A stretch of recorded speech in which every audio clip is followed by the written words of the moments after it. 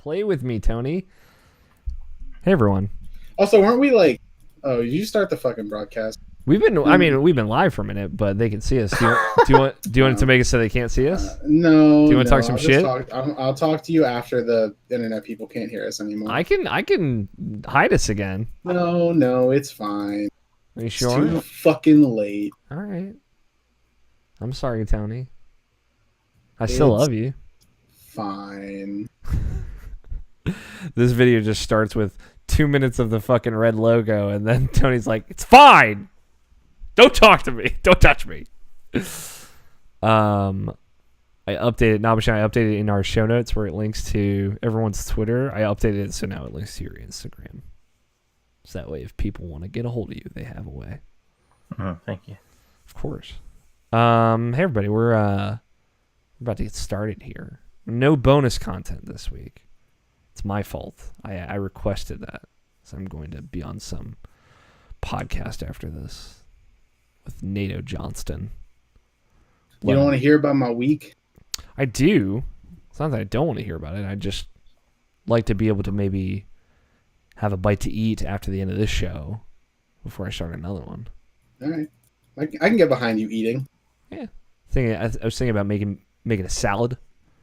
I got some romaine in my fridge that I got 2 days ago. A little bit of like how they get those bags with just like the assorted salad ingredients. It's like some of those carrots, some spinach leaves, some of those other kinds of leaves. Throwing them together, putting a little bit of ranch dressing on them, and having a good night. I've been on some salad kick for a good while now. I saw your post about salads. Yeah, I've been getting a salad every week now. I've been enjoying it very much. Salads are good, man.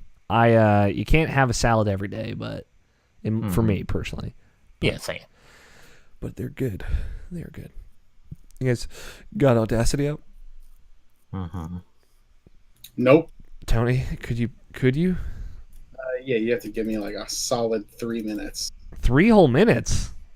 This is buying time for Scott. That's fair. Hold on. I wonder what Scott's up to. When did you talk to him last, Tony? Like 3 hours ago. Yeah. What was he doing at the time? Was he just hanging out? He was like, I gotta go help Will in Black Desert Online, then he left. What a fucking nerd. I mean, I love him, but he's just a fucking nerd, you know? How do you... Now, here's my thing, Tony. Now that you don't play it anymore, how do you feel about people who do still play Black Desert Online? It's fine. I don't know why they do that to themselves, but it's fine. Fair enough. Scott out there just carrying the torch. Now are you ready, Tony? Or do you genuinely need 3 minutes? I'm good. Okay. On one, guys. 5, 4, 3, 2, 1. Sorry. I'm like a second or two late. That's okay. When we do the whole intro bit and I call in everyone's names, that's when I line up the audio, so you're good. Sorry there's no bonus content this week. Just wanted to, I know the start of this video is like a little kerfluffle, like a little gasp of air, but I just want to make sure everyone knows. No BC, just love. About to drink a Monster energy drink. That's how you know this podcast is about to fucking light up. And that when we take a break, I'm going to pee hard. Real hard. Oh, so hard. Shit goes through me like fucking, I don't know, nuclear waste. That's what Monster energy drink really is. All right. It is Friday, August 3rd, 2018, and you are listening to the Irrational Passions Podcast. I'm Alex O'Neill. I'm your host for this podcasting adventure that we are about to embark on. And joining me this week, we have Tony Horvath. Hello. Brian Nabashan Jackson. Crack an egg on it. Do I want to know what that's from? You don't. Okay, great. And we are -1 Scott Guthier currently. We're rolling right into this podcast. Scott, to be fair, we don't know if Scott's going to be here or not. He's actually, you know what? Scott did text us today and said maybe. That's all he said. And it did not fit the context, really. But regardless, welcome to Irrational Passions Podcast, a video games podcast for the modern era, some might even say. They wouldn't. Our podcast's like 8 years old. We do it old school around here. We got a great show lined up for everyone listening. If you are watching the video version, which we stream live on YouTube, youtube.com/irrationalpassions every Friday night. It's weird to think that's every single Friday. Then I apologize. We didn't do our normal pre-show warm-up, just for video viewers. That's off topic. But for the audio listeners, if this podcast ever gets to you, I apologize for all the late audio podcasts recently. Then, we're fucking coming in hot. We don't need no warm-up today. We're coming in blazing. But I want to start things off, as always, with a little bit of housekeeping. Some things went up on the website this week, and I'd love it if you gave them a read or a listen or whatever. That includes a review of 1979 Revolution, Black Friday. That's a title. I didn't know that was the whole title. 1979 Revolution, Black Friday is the full title. Reviewed by Quentin Hoffman. I honestly don't know much about this game. I did not edit the review, but it's got quite the handful of a name. I know Quinn liked it quite a bit, but you'll have to read his review for more. Jared Green, the one and only, reviewed Mother Gunship. Mother Gunship seems pretty cool. He even, in its highest moments, compared it to Doom 2016, which I think is high praise as a first-person shooter that has some cool art, I'll say. The most recent episode of Input, episode 53, is up. They talked about a whole Madden-related situation. I guess EA has not commented on... I don't know if it was a person banned or in trouble in football season right now. Something Kaepernick. I don't know football. But they also talk about cryptocurrency and whatnot. Basically a standard episode of Input. And we got a lot of stuff actually coming. I think Mike Burgess told me he has 5 videos he's working on right now, and I don't even know how that's possible. So we have a lot of stuff coming next week specifically, so just stay tuned.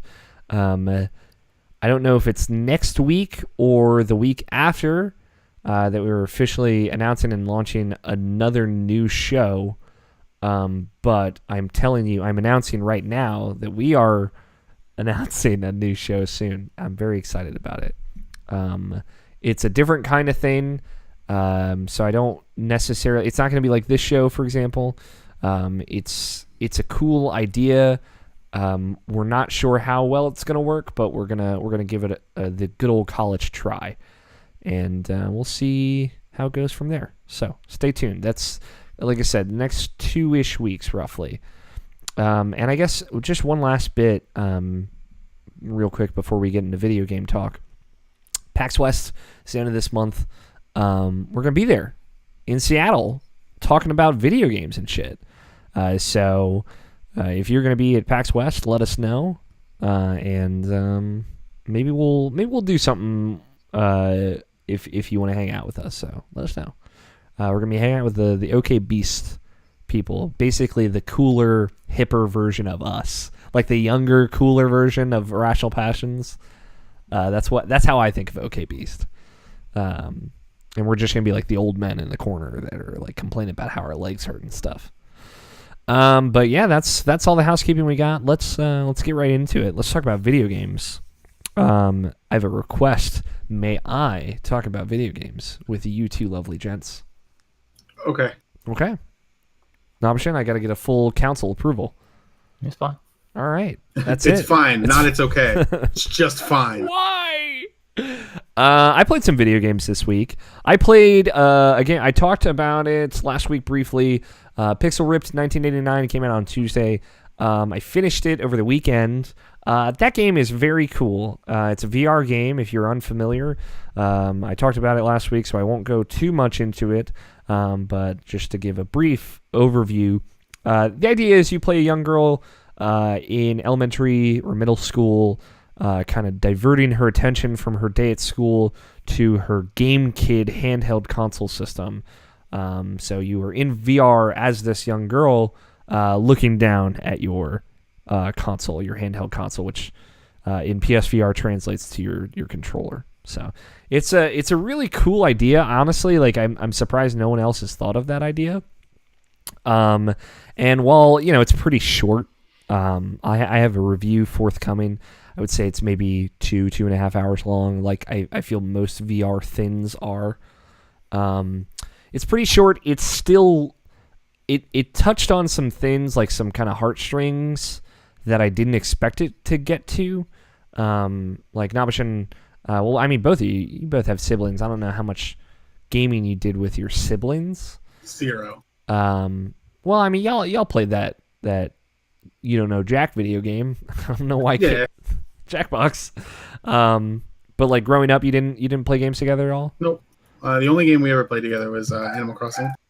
What about you, Nabishin? I feel like you've never really talked about it. Did you ever play video games with your siblings at all?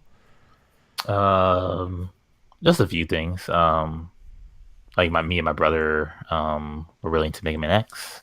I know we liked fighting games, but like we never really played them together. Mm-hmm. It was because you were too good. You were too elite. No, it's nothing like that.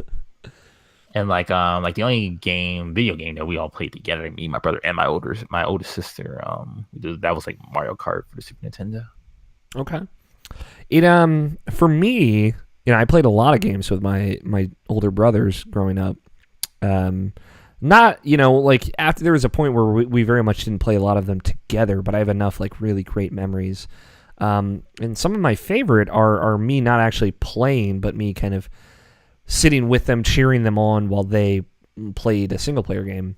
And there are parts of Pixel Rip that really like touched on that for me in a weird way. And I like it's a way that like I don't think you could do outside of VR. Where like you're sitting and playing something on a TV and a bunch of people are sitting around like, yeah, you can do this, like go for it. And then there's that one kid who's like, give it to me, I can do it faster. Which is like, it's all part of it. Like it was hitting like notes that I didn't think it would, just because of how it ended up, like you're playing on this handheld for the most part. But also like I didn't think I could get that communal feeling out of a single player video game, but it did a really good job of kind of echoing that. I don't want to spoil too much, but there was so like it was very central to one of the best parts about playing that for me. So that's it was okay. I would say the game itself, like the game within the game that you're playing, like the platformer, It like just had these very weird difficulty spikes, where it's like, okay, this is pretty easy, blasting through it, finding secrets, and then here's this weirdly precise platforming puzzle where you have to like jump on these blocks as they are appearing, like Mega Man 2 style, and it's like very difficult out of nowhere. So I would say like maybe there's some weird balancing of like the arc of difficulty, but I had a good time with it. It's my first like full complete VR game, so I liked it quite a bit. I will be writing a review at some point. I'll probably write that this weekend, and it'll go up on Monday, but I don't know for sure since we've got a lot of stuff going up next week. I started playing the Batman Arkham games. But I'm not going to talk about those here. To give you, here's your hint at what this new show that we're doing. I will be talking about those games there, specifically Batman Arkham Asylum. But Arkham City, great. Arkham Asylum, also great. Turns out Arkham City's better, but I don't make the rules. I didn't make both games. I didn't decide that Arkham City was going to be better. It just is. It's just the world we live in, Nabashin. But here we are. Where do you fall on that? You're an Arkham City person as well, right? Oh yeah, Arkham City's the best in the trilogy. Yeah, it's always these number twos, man. I tell you. Do you know if Origins is back worse compatibility? I don't actually. That's a good question. Because I was like, man, because I'm playing them all. Right. Again. Like, it's like I've started and it's like, fuck. And I was like, man, I would really like to play Origins again. Like, I know that game gets so much shit. I mean, we've had this conversation before, but Origins is great. And I would love to play it again. Let's see. Should say here on Xbox.com. I don't think so. Okay. Which is kind of a bummer. But yeah, I don't know. I'll say this, there's not a bad Arkham game. So there are worse trilogies out there. It's not a bad Mass Effect game either, but arguably there's a bad Gears of War game. We just no one talks about it. But yeah, I don't know. As much as I harp on about how much I like City the most, I would say if you like Arkham Asylum the most, I get it, dude. I respect that. If you like Arkham Knight the most, I respect it less, but I still respect it. A couple other things I played. I guess I only have other big ones left. I started playing Darksiders. So here's the thing. When I tried out Xbox Game Pass a long time ago, by which I mean like March, which was like 5 months ago now that I think about it, which is crazy. I keep forgetting we're in August now. When I tried out Xbox Game Pass, which I'm still in, I'll probably pay another month of it because I still have to play Devil May Cry 4. And honestly, that's probably just going to get Microsoft leeching that bad boy out of my pocket for a few months to come. But it's, $10. I've spent $10 on dumber things. I spent $14 on Taco Bell six days ago. I can spend $10 on worse things. So I don't feel as bad. It's a great value added. But I started playing Darksiders when I had that because it was like the only thing there. I was like, I could play this again. And now I'm almost finished Darksiders. Which it's not. Darksiders is by no means a long game. It's just a little meandery. It drags in places. But it was like, I've the Easy Allies podcast, Frame Trap, one of the hosts there was replaying it. And I was like, man, I'll play these games. Like I'm one of 6 people excited about Darksiders 3. Man, I'll commit to it. I don't think I'll play Darksiders 2 all the way through again, just because it is kind of long and it drags in a lot more places, in my opinion. But Darksiders 1, nice brisk, like 10-hour game. I'm collecting some stuff at the end now to kind of wrap it up, and there is like we I think we talked about it a few weeks ago now, but there's like you play something and you're like, I mean, this isn't AAA, but it's great. I don't know, like I wouldn't call it a B game because it like looks great, feels great, runs great, like it's polished, but there's just something about it that isn't like, big, I guess. Yeah. I wish there was a better adjective for it. The Kingdoms of Amalur Reckoning. How about that? Yes, exactly that. That game is exactly that. It's a bit of a mouthful, but that's good. It's exactly that. The Kingdoms of Amalur effect. And I don't know. I love Kingdoms of Amalur. I've still never finished that game because it's like 130 hours long, but I really like that game. And I still, like, every now and again, I'll plug in my PS3. I'll play like 35 minutes of Kingdoms of Amalur and be like, this game's fucking cool, and then just never play it again for 6 more months. So yeah, it's like somewhere in that camp. I don't know. It's cool. Darksiders does things that other games don't in a lot of ways. It's got the action, it's got the platforming, it's got a combo system that is literally meaningless, right? You're racking up a combo like times 10, times 20 in the corner, and it doesn't mean anything. You don't get more experience for it. It means nothing.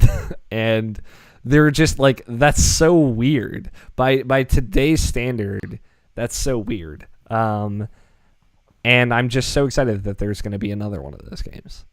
I'm in the headspace where it's like, yeah, man, I need something to scratch that itch. And Darksiders 3 seems like it. And I'm glad that game actually gets to happen. I doubt there will be a Darksiders 4, and I doubt Darksiders 3 will do very well, but it looks to be at least of the same tier of quality, which is, say, pretty good.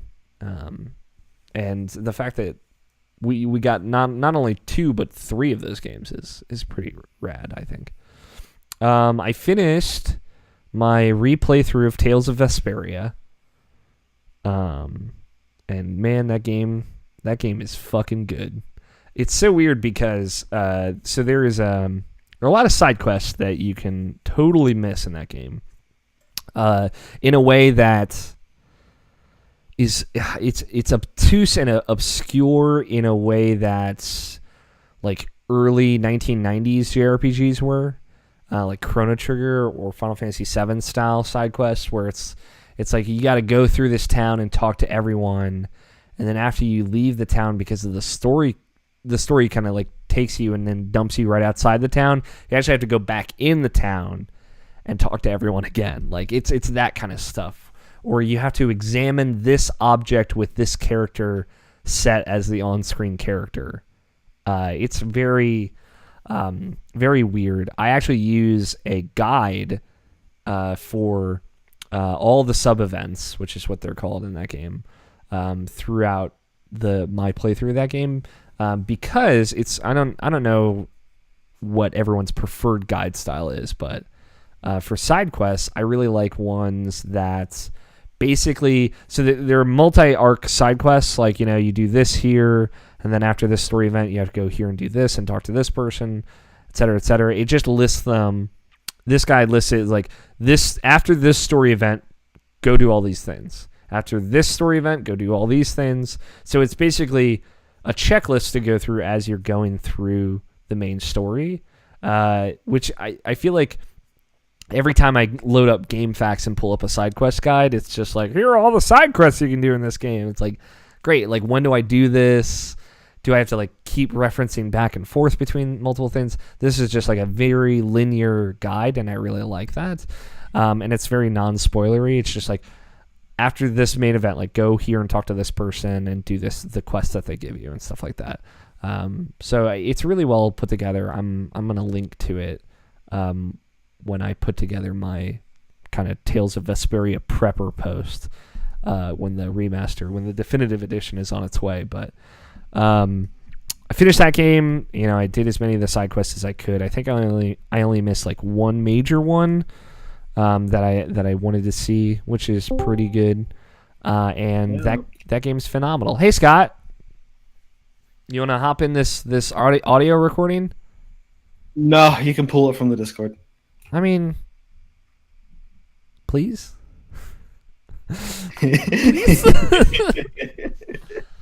Tony just witnessed me in my weakest moment. Are you over there, dude? Yeah, dude, I'm weak as hell. I'm drinking a Monster Energy drink. It's all downhill from here. All right, count me in 3, 2, 1. 3, 2, 1. Did I do that right? No. You said count me in 3, 2, 1. So I did count you in. Do you want me to count you in again? Are you good? Or I mean, like, we're good, but okay. that still wasn't right. Okay. I'm sorry I disappointed you. Hey, everybody, Scott's here. Hi, Scott. No, take your I'm time. upset over this. You're fine. I get it, I guess. I counted Scott in poorly for folks that missed it. But you're here now, and we're having a good time. I'm talking about my video game, Scott. Let me tell you, video games are good. No. Anyway, Tales of Vesperia. That's a great game. The final boss of that game is fucking very difficult. There's like a side to get to the point I was trying to get to. There's a side quest to kind of get to a very different similar but different final boss fight of that game. Basically, it unlocks an additional fight. And it's one of the most obscure side quests as far as like, go here, do this, talk to this person, get this item. It is like maybe the most obtuse, but it's worth it. And it's cool that there is this weird narrative payoff and gameplay payoff of like, here is the actual final boss fight of this game that is much, much, much harder.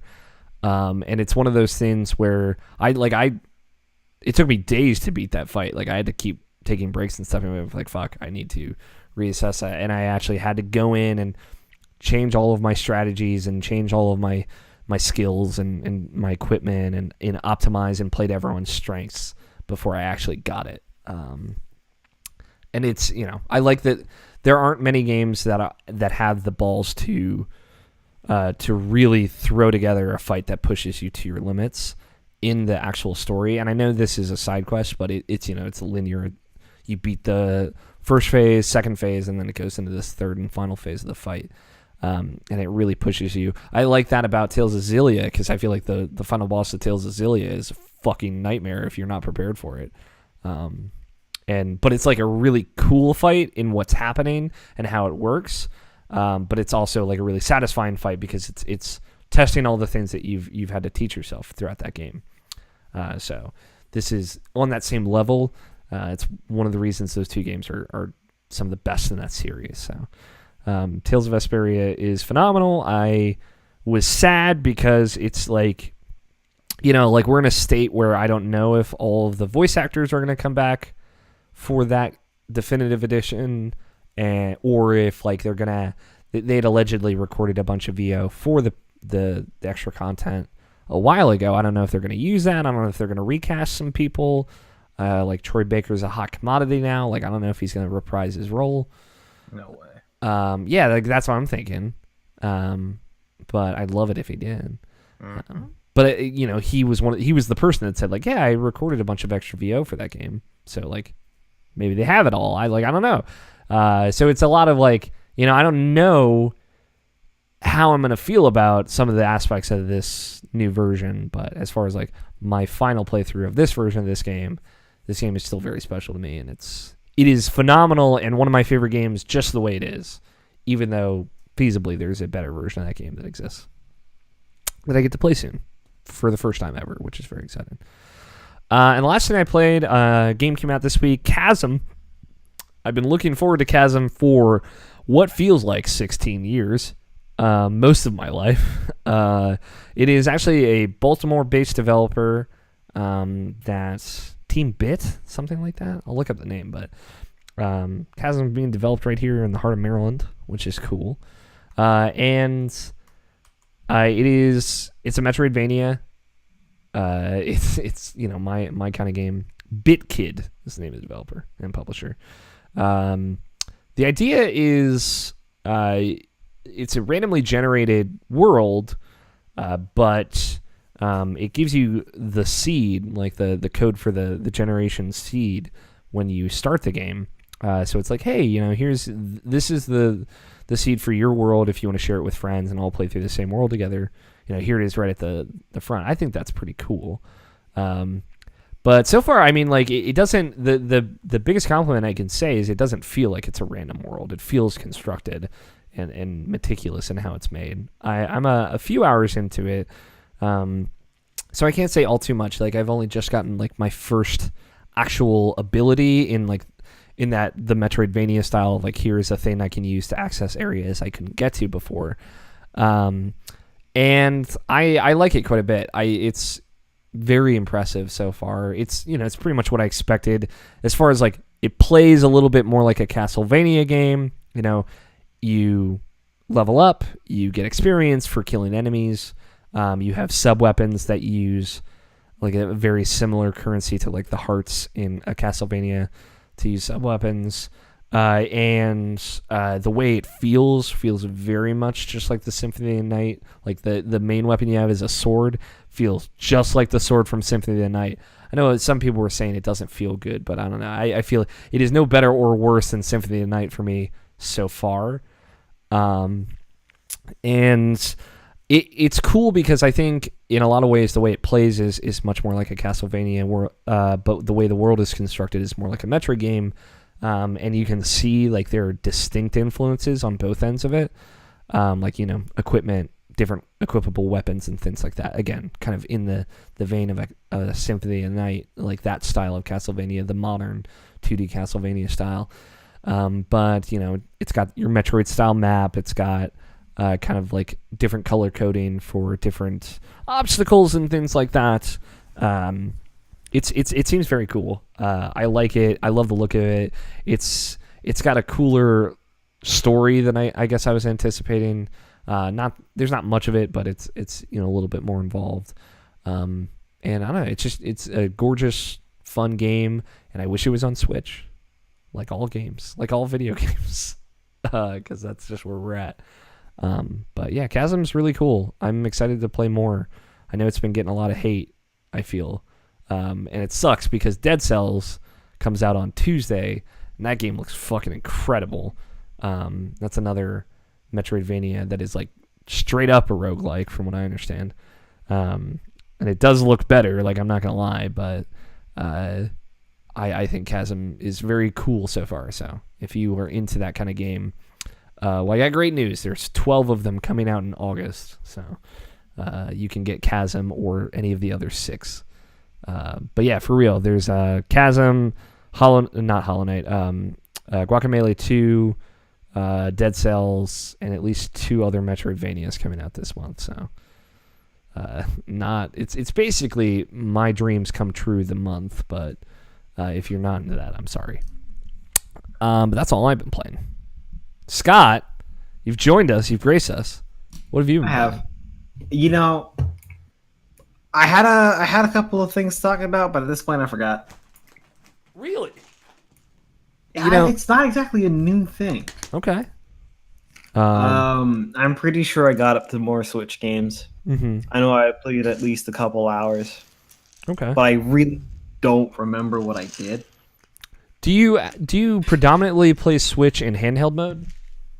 I do not have the dock set up. Okay. It is still in its wrapping. So nice. It is not primarily, it is solely. Yeah, that is a handheld console for you. Switch is a handheld console for me. Absolutely. I like that. I like that commitment though.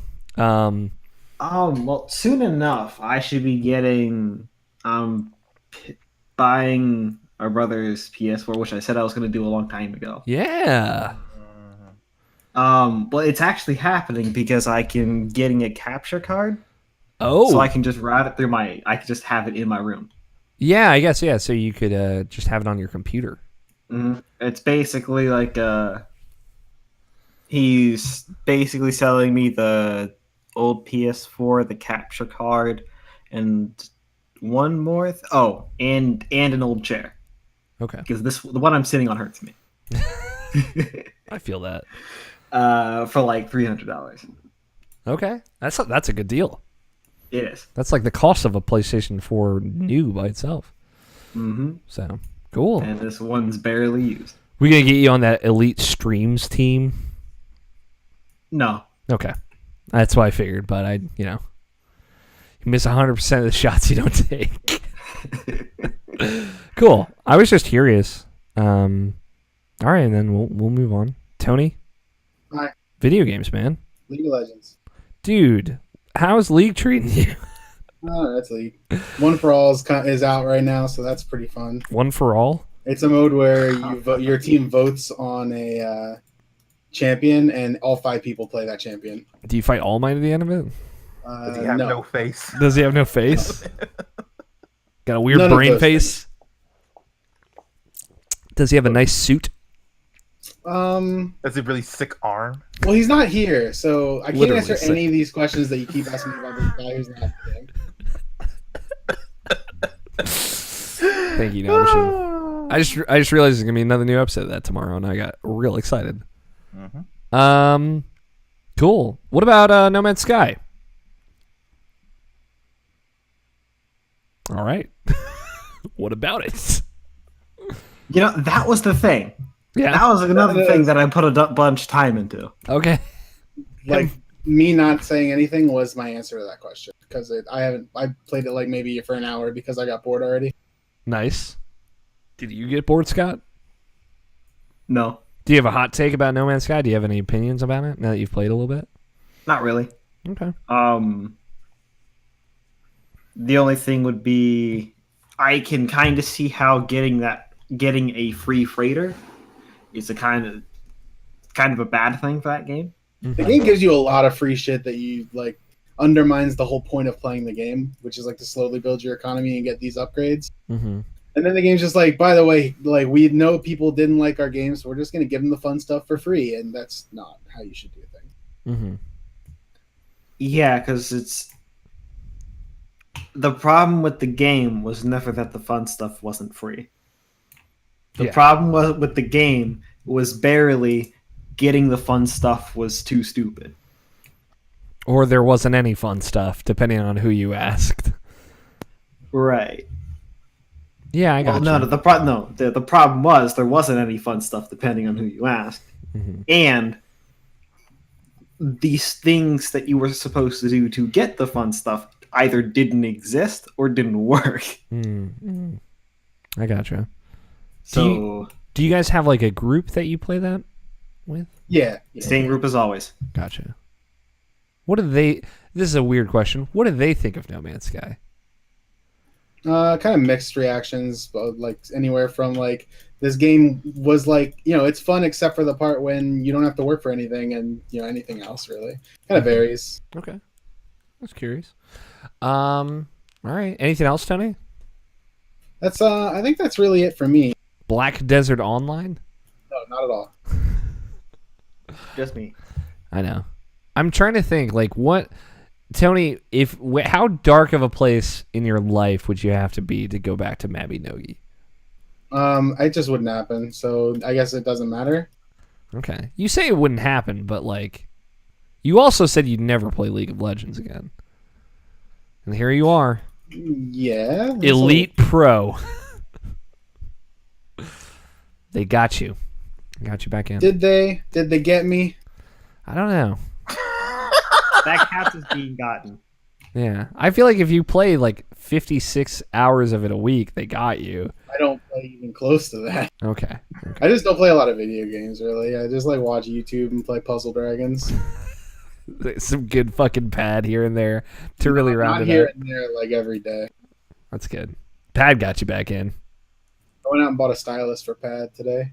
Dude, they got you hard. It was okay. I actually I would have talked about this in bonus content, but we didn't have it. But I bought like 3 styluses this week, Okay. trying to find the right one, and there was a whole I went on an odyssey today to try and find the right one, and I found it. How good is it? But I guess we'll talk about it in next week's bonus content because An odyssey. An odyssey. Yeah, That's a funny way to describe it. Yeah, dude. Did you get a bunch of moons and fill up your car with them and drive to the next Best Buy to get another stylus? All right, fair enough. I'll stop riffing on you, Tony. Nabishin, what'd you play? What you got? I went all over the place this week. I see that. Man, I like that you played the other Batman game. yeah. Well, I guess I'll start with that. I played Batman Arkham Knight. Mhm.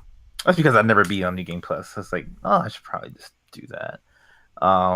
Problem is though, you can't just play a Batman game in the middle of the game because you forget fucking everything. So Yeah, I had to start a new account and pretty much start from vanilla just to get back to where I was on my main account for New Game Plus and I'm trying to remember how to play that game. And yeah, that game's still great. I love that game. That game's awesome. Yeah. It's just got more problems than the other ones. Not as I don't know. It seems fine. Like everything it executes well. It's just a matter of like if you're into like shooting tanks for like 2/3 of that game. Yeah, I mean, my thing is I don't know. I don't know if you like doing the tank thing to the point where you're just so apathetic about it is like doing it well. You know what I mean? Like I feel like even if the controls are good, it feels good, shooting at blowing up a robot tank is great. But like if I'm like checked out for half of that, like I don't think you did it well. I think you did too much of a good. It was too much of a good thing kind of situation. Sure, but like like there's games like Dynasty Warriors that like pretty much is just that and nothing else, and like Yeah. people find enjoyment out of that. Just and that could be enough for some people. Yeah. And it's generally enough for me. Like and like pretty much any opportunity I have not to really fight the tanks, I'll take. Like I'll usually fly around more than I drive the Batmobile. Yeah. But because I enjoy that more, I enjoy the story more. I just being around in that world more. Yeah. But that's just me. Yeah, no, that makes sense. I feel like if I were to compare Arkham Knight to its other like iterations, they're just like there's no part of the other 3 games. Well, there are parts of Arkham Origins that are problematic, but there are less parts where I like almost every aspect of it I like engage with and I like to engage with. Sure. Versus any one part that kind of wears me down. It's kind of like my stupid theory about Rules of 3 is like there's something about like when the second one is so good, the third one just has to do something fucking weird for no reason, and that just kind of like not really ruins it, but like takes away what was good from like the second one. So I don't know. And like I think there was, I bet internal within Rocksteady they were like, man, we gotta do it, we gotta try at least, and I definitely commend them for trying. I think like on paper, like the Batmobile is great in that game. It's just there's maybe too much of it, or it would have been better if like they just let you kind of opt out of the Batmobile. Sure. Just it also feels whole... like when he committed to it and like when they realized it was a problem, is like, well, we're too far into it now, so it's like I guess we have to make the most out of it. I don't know. Yeah, maybe. It's it's one of those catch-22 situations. Like, do I, don't I? And if I do, I got to go all the way. And if I don't, like, there's no point in it being there altogether. So like they went all the way. And I don't think like I feel like if the Batmobile wasn't in that game, like it still wouldn't be the best in the trilogy, right? It doesn't. There's no cure-all for the kind of wear on that franchise that Arkham Knight hits, like the fact that it is the 4th one of those games, and it is in a lot of ways another one of those games. But like I think like the biggest issue with it is the whole Arkham Knight angle of it. Yeah, like they were saying like on with Easy Allies, it's just like if they didn't build that up so much, that like it wouldn't be an issue. Yeah, like if they hadn't talked about the Arkham Knight at all, it would have been great actually. Like even if it ended, it's like our interpretation of this storyline that has existed before, but you didn't know about him as a character altogether. What bothers me more is Troy Baker voices the Arkham Knight in Batman Arkham Knight, and Troy Baker voices Tim Drake in Batman Arkham City, and then just not Troy Baker, like that guy voices Tim Drake in Batman Arkham Knight, and it's like this is dumb. And also Troy Baker voices Two-Face. And it's like, all right. I love Troy Baker as much as the next guy, man. I was just talking about Tales of Vesperia, but less Troy Baker, guys. That was like peak Troy Baker, though. 2014, like we were in the thick of Troy Baker. Was that 14 or 15? I guess it was 14. Never mind. It was 14, I think. Summer 2014, yeah. What else have we been playing? Unless you had anything else to say about Batman Arkham Knight. No, I still really enjoy the game. It is I guess it would be my 3rd favorite of the 3, but like you don't like Origins? I like Origins. I like Origins a lot. Okay. I would say I like Origins more than I like Arkham Knight. Okay. I don't know why I said that in such an accusatory way. I'm sorry. Yeah, like, okay. Hey, fuck you, Nabashin. Yeah, like I was like, okay, good for you. No, I liked Origins. I only played through it once. I didn't really have an issue with it. Like, It's worth the second playthrough for that Mr. Freeze DLC. I never played that. I know, it's real good. It's not amazing, but it's real good. Did you ever play the Arkham Knight DLC? Yeah. The Seasons of Infamy? Yeah. Okay. Also real good. Okay. Need that Ra's al Ghul payoff, dude. Yeah, real good. There's no Batmobile in all of that, right? I feel like there isn't. I don't think so. Yeah. Yeah, I don't think so. Maybe some parts with like I think there was like you had to fight a ship with your Batmobile with against Mr. Freeze or something like that. But I think that might have been it. I don't know. Mm-hmm. But like when I think about Origins, like I remember like a really solid opening. I remember, of course, the interactions with the Joker in that game, but like pretty much everything else I don't quite remember from that game. So like it doesn't really have a staying moment in my head for me. Mm-hmm. So that's like really my only issue. Like the combat was fun, everything was fun. Like I had no real issues with that game whatsoever. It was like weirdly when I was playing Arkham City, this very specific moment from Origins came back to me when you like you're walking out of somewhere and then the one of the assassins that's after you, the girl with like the venom, she like scratches you and you start getting sick, and then you have to fight her through the illusions. I was like, man, I totally forgot about this until just this moment for no reason in particular. But yeah, there's some cool moments in that Deathstroke fight, man. Never forget. Oh yeah, that's one of the best fights. I agree with that. Yeah. But yeah, like other than that, played more Final Fantasy VII. Yes, this is what I want to hear about. I just got to where I guess Genova broke out. Like I saved right before anything really happened, but like Genova broke out and he pretty much killed like a whole bunch of people in Shinra. So it's a really cool moment. That's yeah, like one of my favorite moments from the opening of that game. Yeah, so I'm about to find out like what's up with that. Like I'm trying to like grasp the concept of it again because like I don't really remember what Genova is. I kind of remember him from Crisis Core, not really. It's like I'm trying to like. I guess I'm just. That's that whole fucking game, dude. Yeah, I'm just trying to remember. Get ready to settle into Genova, dude. I don't know. Like I really like Genova as an antagonist.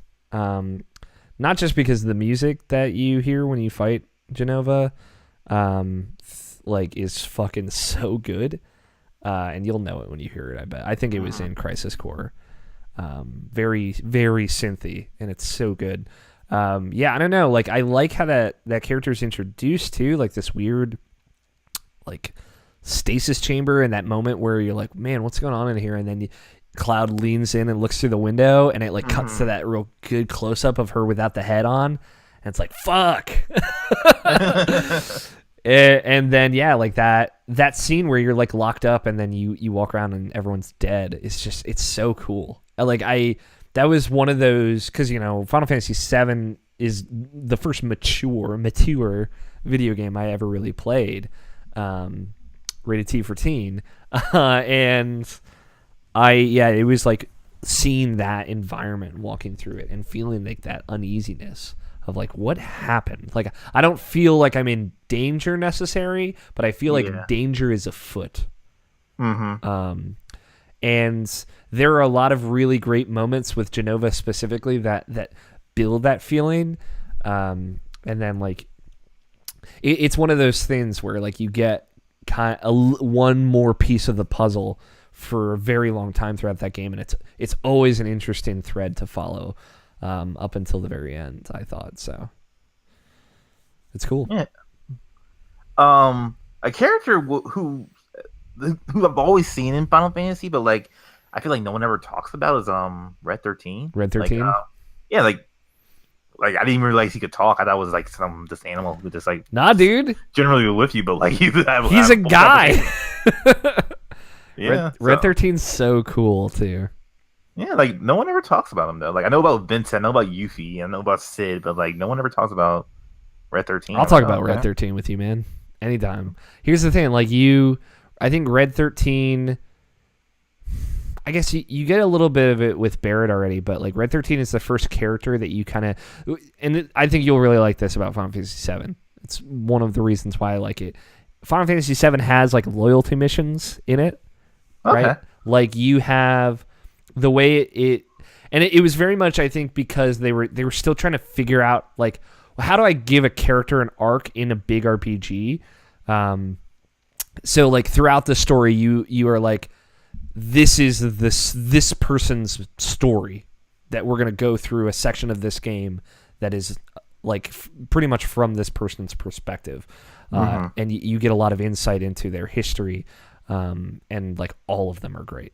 There's not a bad one in that entire game, and oh man, most of them are very like this. I get the feels of it, and I think the biggest thing is like the way Red 13's story plays out. Like I don't want to spoil anything for you. It's that good. Same with Barrett. Like those two are probably the best two, and the payoff for both of them is so good. So like Red 13's is I think the first one of those that you get to see, and it's like it's pretty simple, but it's really good. So that's kind of my perspective on it. Okay. That's why I think you're gonna like Final Fantasy VII. Cool. Yeah, and I am liking it, and like going through it again, like kind of like I was saying last week, like I don't know how this will translate into like the remake again. Like going through it again, like seeing what kind of character Barrett is. Like Barrett is like this devoted father type of character who's like acts really tough and badass and like in front of people, but like when he's with his daughter, he's like he's such a fucking sap. Yeah, he's so such like a mushy and stuff like that. And I was like, oh man, is this going to translate over to this? Because like this is so good right here. Yeah. Just him and like how he is with his daughter. I was like, can they really do that? Because like I rewatched the PlayStation Experience trailer, and he just like all stoic and like hard ass and stuff like that. It's like, oh man, it's like, but the thing is like that is how Barrett portrays himself to people he doesn't know, and again, like you get a lot of why that he is the way he is from his like little story arc. But I think a big part of that is like that's how Cloud sees Barrett that first time he meets him in the suicide or the bombing run, because that's the first time they've ever met each other. Right. And I think that's another reason I love Barrett so much. And he's more than just that. And also like I love how evangelical he gets, like how preachy he gets at times, but then like he'll kind of back down and say like, I don't get any of this shit, like but like he's really passionate and he's like very emotive, like he's all over the place, like moving around anytime he's talking to people, and that's why he like comes across as like this very gregarious, talkative person, and then as soon as he needs to put on that front of like chin up, like tough guy, he'll do it. Right. And I like that a lot. He's very, very fun. He's a great like best friend. I think you get that a lot when it's a small scene, but like there's a scene of him and like Red 13 just in the jail cell together, and like he's just trying to have a conversation with Red 13, and he's just not having that shit. And yeah. And it's cool because, like, as a group, everyone gets closer throughout that story, and yeah, they're great interactions between characters. Now, I have something because so you're at a pretty pivotal point, as I'm sure you kind of feel you're building up to. Do you know how to get the optional character party members in that game? I have no idea anything about that game. Okay, that's important. It might be something worth looking up. If not, you can ask me, because there are two members of your party. Are Yuffie and Vincent optional? Yes. I didn't know that. You can play that whole game and never have them in your party at all. Oh, okay. And it's cool. Like there's a different way to get both of them. Well, they like getting each of them is very different from one another. So do I really end up have like all the core characters now, or is it like another core character? You have what? Red 13, Aerith, Tifa, Barrett. That's it, right? Yeah. So you've still got Sid. Right. Vincent, Yuffie.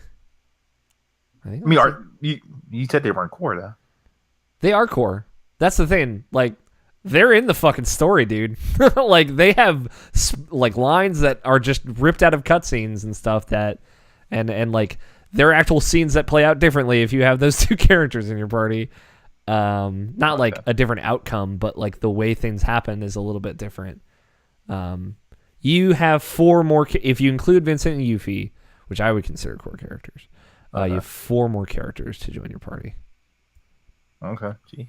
Yeah, dude, it's a packed group.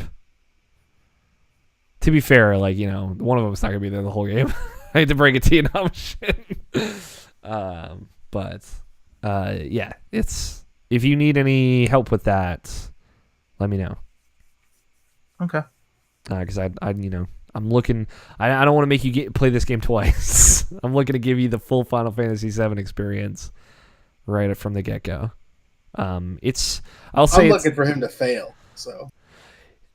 Well, I mean, give me something here. No, I want him to fail and lose the bet.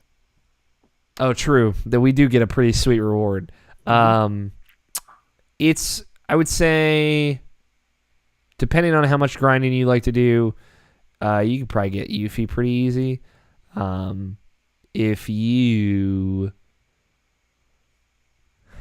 It's easy to miss Vincent is the thing. Like, it's a whole thing.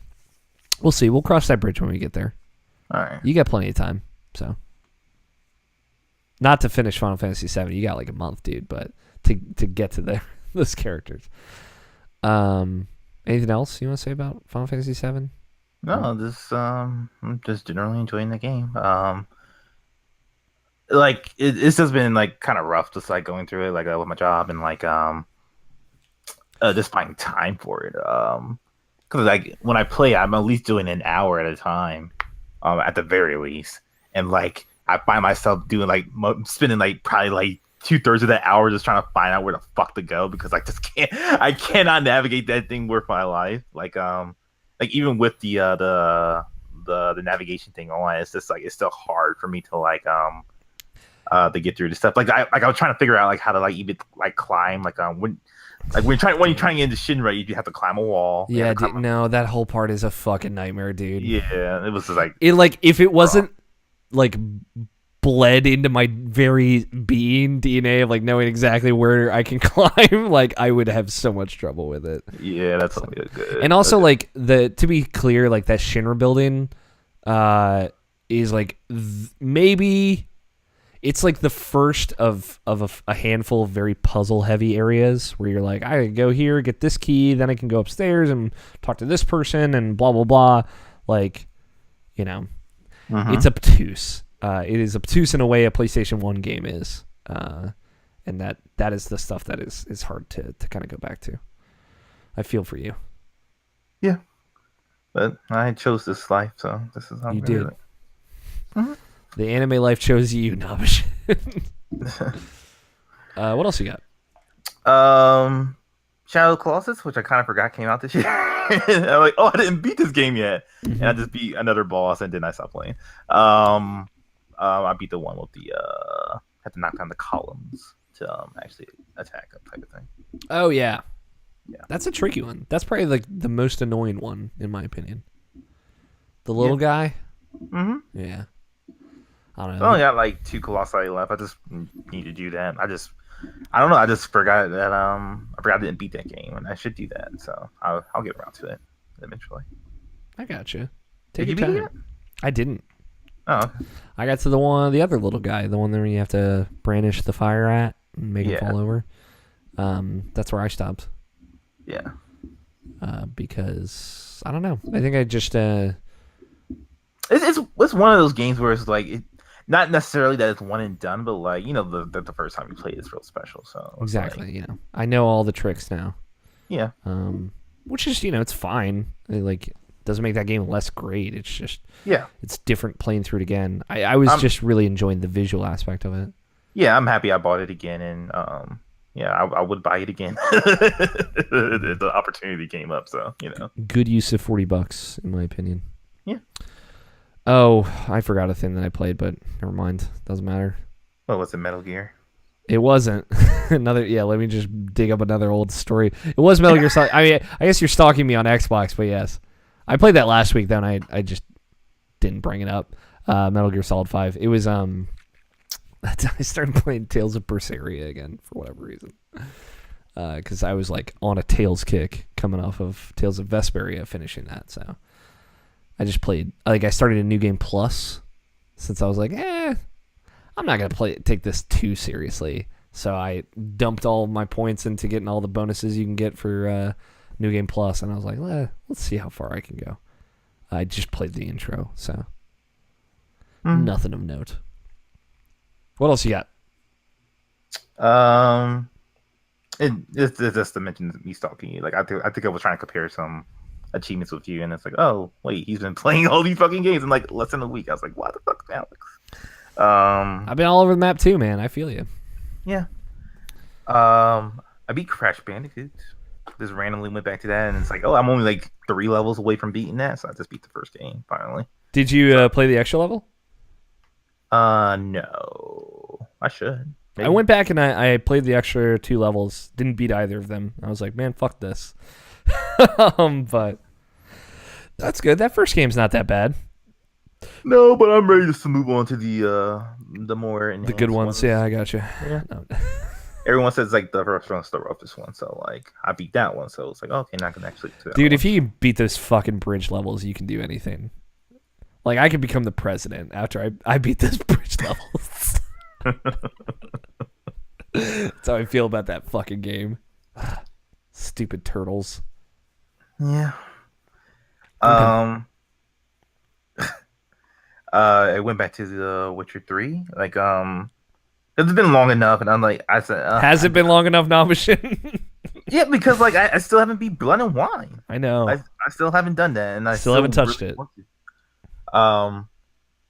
to. But like I did like a few missions on it. I just played it yesterday, and like that game's still real good.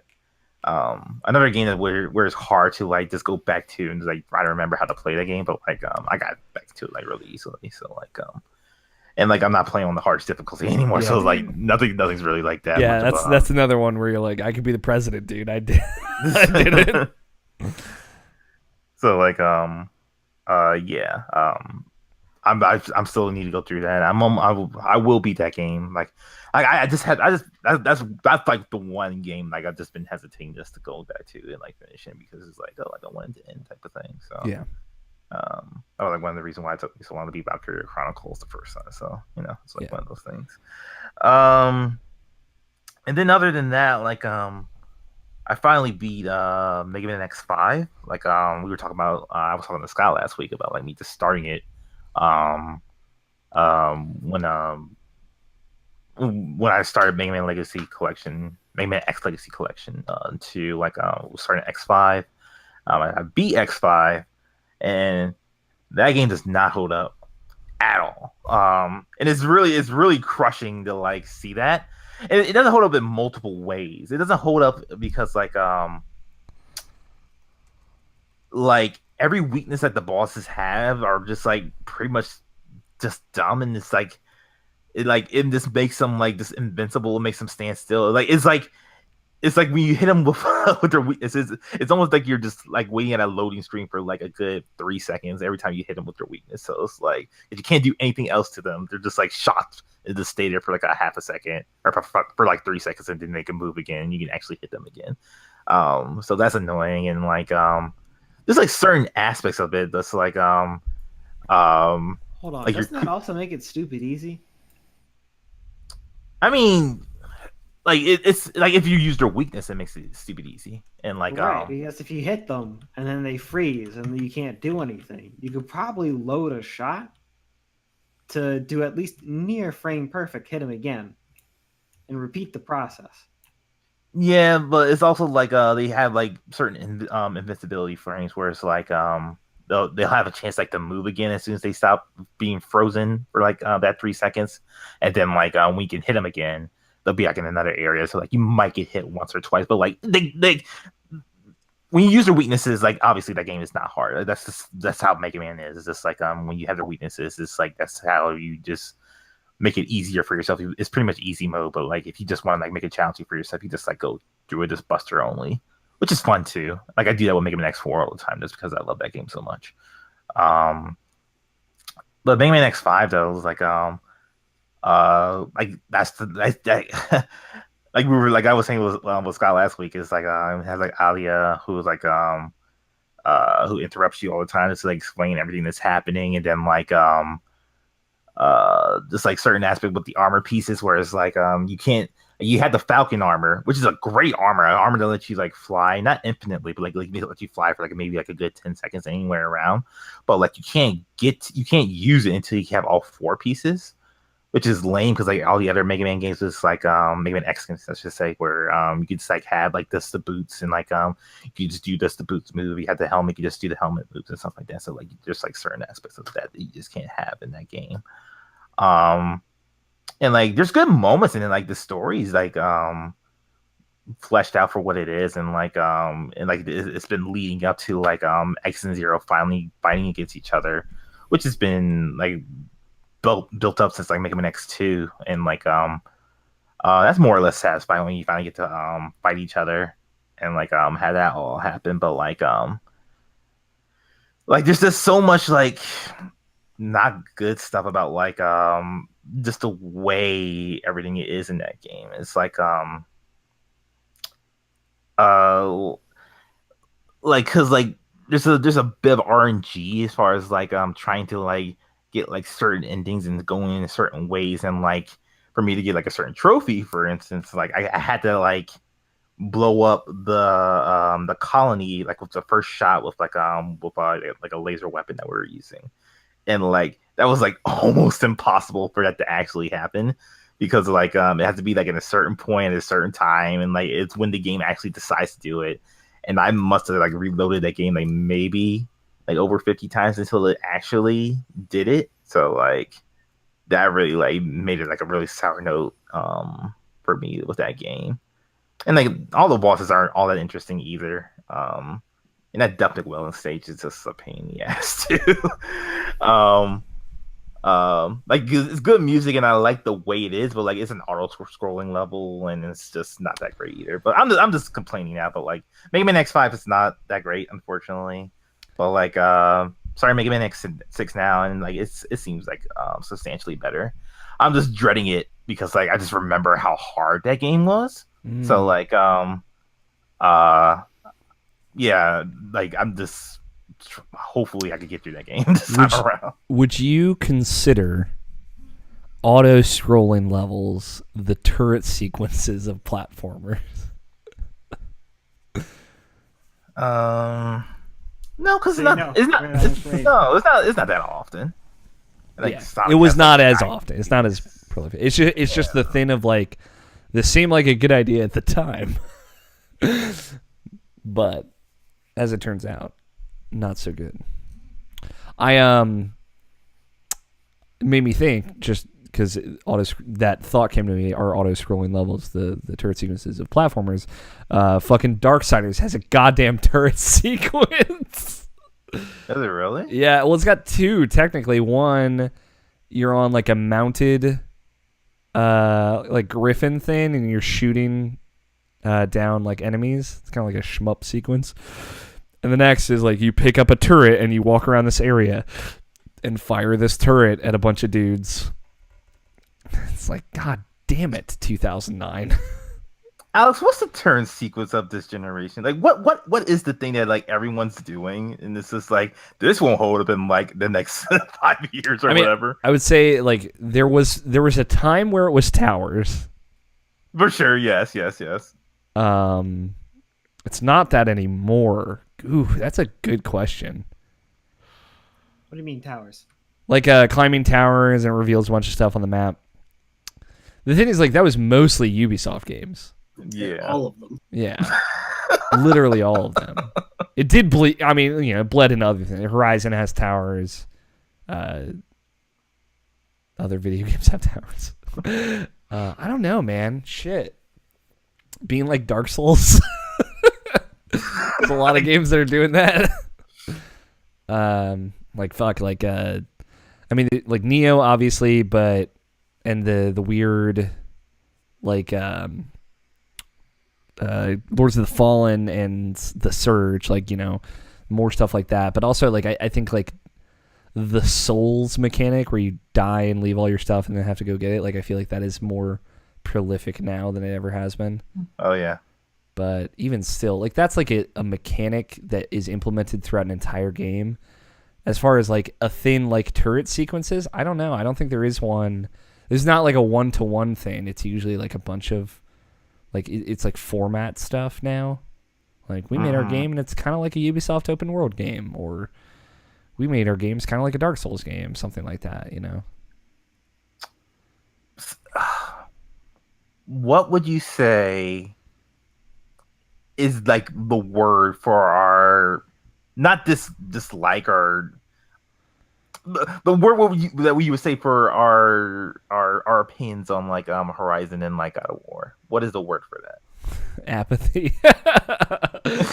No, I have nothing against Horizon. Horizon's great. That's more on my side, I would say. Do you mean like that style? Is there a word for that style?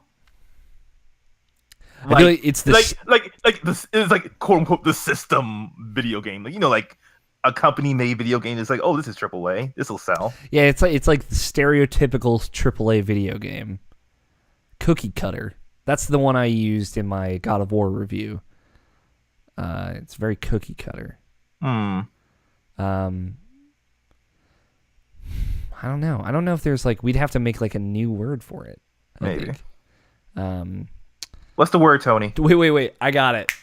Triple average. I know what the title of this episode is. Not that one. Not that. Yeah. The thing is, like, they are above average. Yeah, they're well-made games. It's just like they're also uninteresting in a lot of ways. I feel like they're taking all the aspects of games that are quote-unquote good and incorporating them into something that is also good but feels unoriginal. And again, like, this applies more to God of War for me personally than it does Horizon. I think Horizon does a lot of cool stuff in its writing and its story especially. But, yeah, I don't know, man. It's how we feel about Spider-Man going into that too as well. It's weird because it's like, man, if you had told me 5 years ago that I was going to be super bummed out about a lot of Sony's AAA first-party games, I would have told you were crazy. But now I'm like, yeah, Uncharted 4 was incredible, but like nothing has been that good for me yet. And everything seems more and more like that for me, which is a bummer. Detroit is great. You're right. I always put Quantic Dream games kind of in their own box, which isn't fair, but you're right. That's my jam. But then again, like, you know, I love Detroit. Everyone else fucking is like, yeah, Detroit. It's like contrarian, not for the sake of being one, but just for the sake of it. Let's see if the chat. I guess Justin Graphius in our live chat brings up like open world is that all games are open world games now. Well, open world survival. I think that's a difference. Yeah. But as far as like the turret sequence, the part where your game is open world is the turret sequence of the current modern video games. I think that's it for me. I don't think I have anything else to talk about. That's okay. I'm sorry I derailed you at the end there. No, you're fine. Cool. That's it for video games. Let's take a quick break. When we come back, I had a couple of news stories, but we'll see how they go. And then we will take some questions and throw it out. Make some bets as well. No, it's too early for that. You're right. It's too early for that. No, I was going to do the thing, but I was like, I reconsidered. Okay. Good call. Save it. Make it special. All right, we'll be back in just a little bit. Choo, choo, choo. Choo, choo, choo.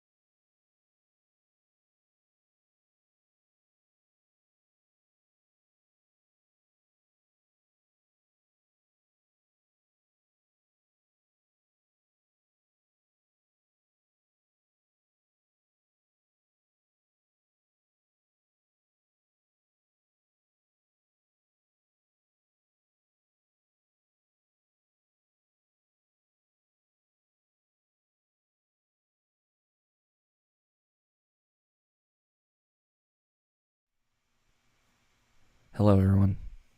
Thank God. Welcome to my new ASMR podcast. This just in, my Discord Nitro payment has succeeded. I got an email coming in, hot off the presses. What's a Nitro payment? So you can like subscribe to Discord for like $5 a month, and it gives you some benefits. Like you can have your like avatar picture be a GIF or a GIF Or GIF. And you can like use emotes from any server in any server, and a couple of other things.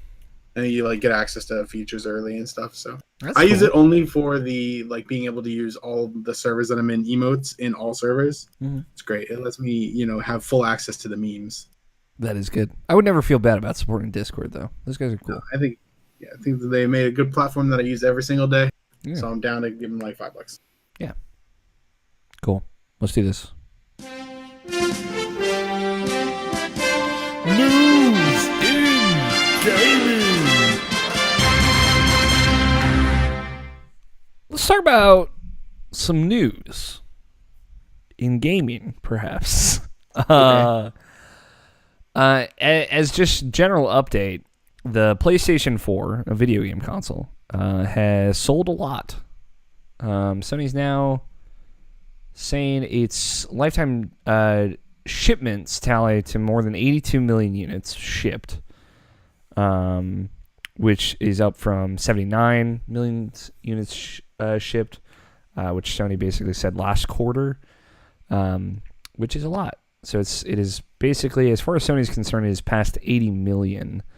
I think it is only like the 10th or so piece of hardware to pass that number. And it is approaching the Wii's 100 million sold, which is very impressive. Especially considering, like, I feel like the Wii was the outlier of its generation for many obvious reasons. But it was, it's the weakest of the bunch. But now the PS4, which launched technically as the strongest piece of hardware, has now, sold it, which I think in my head just kind of reiterates that for the general populace that buys consoles, it doesn't really matter one way or the other. Maybe it does to the folks that buy between PS4 Xbox, but I don't know. It's cool. God of War also did very well. Quote unquote significantly exceeding expectations. There's a cute little bar graph here. Just basically letting us know shit's good. Bars are high, and they're doing very well. Huge milestone for PlayStation 4. And this all comes along that they said they're quote unquote entering the end of the life cycle for PS4. So we'll see how much longer they keep saying that.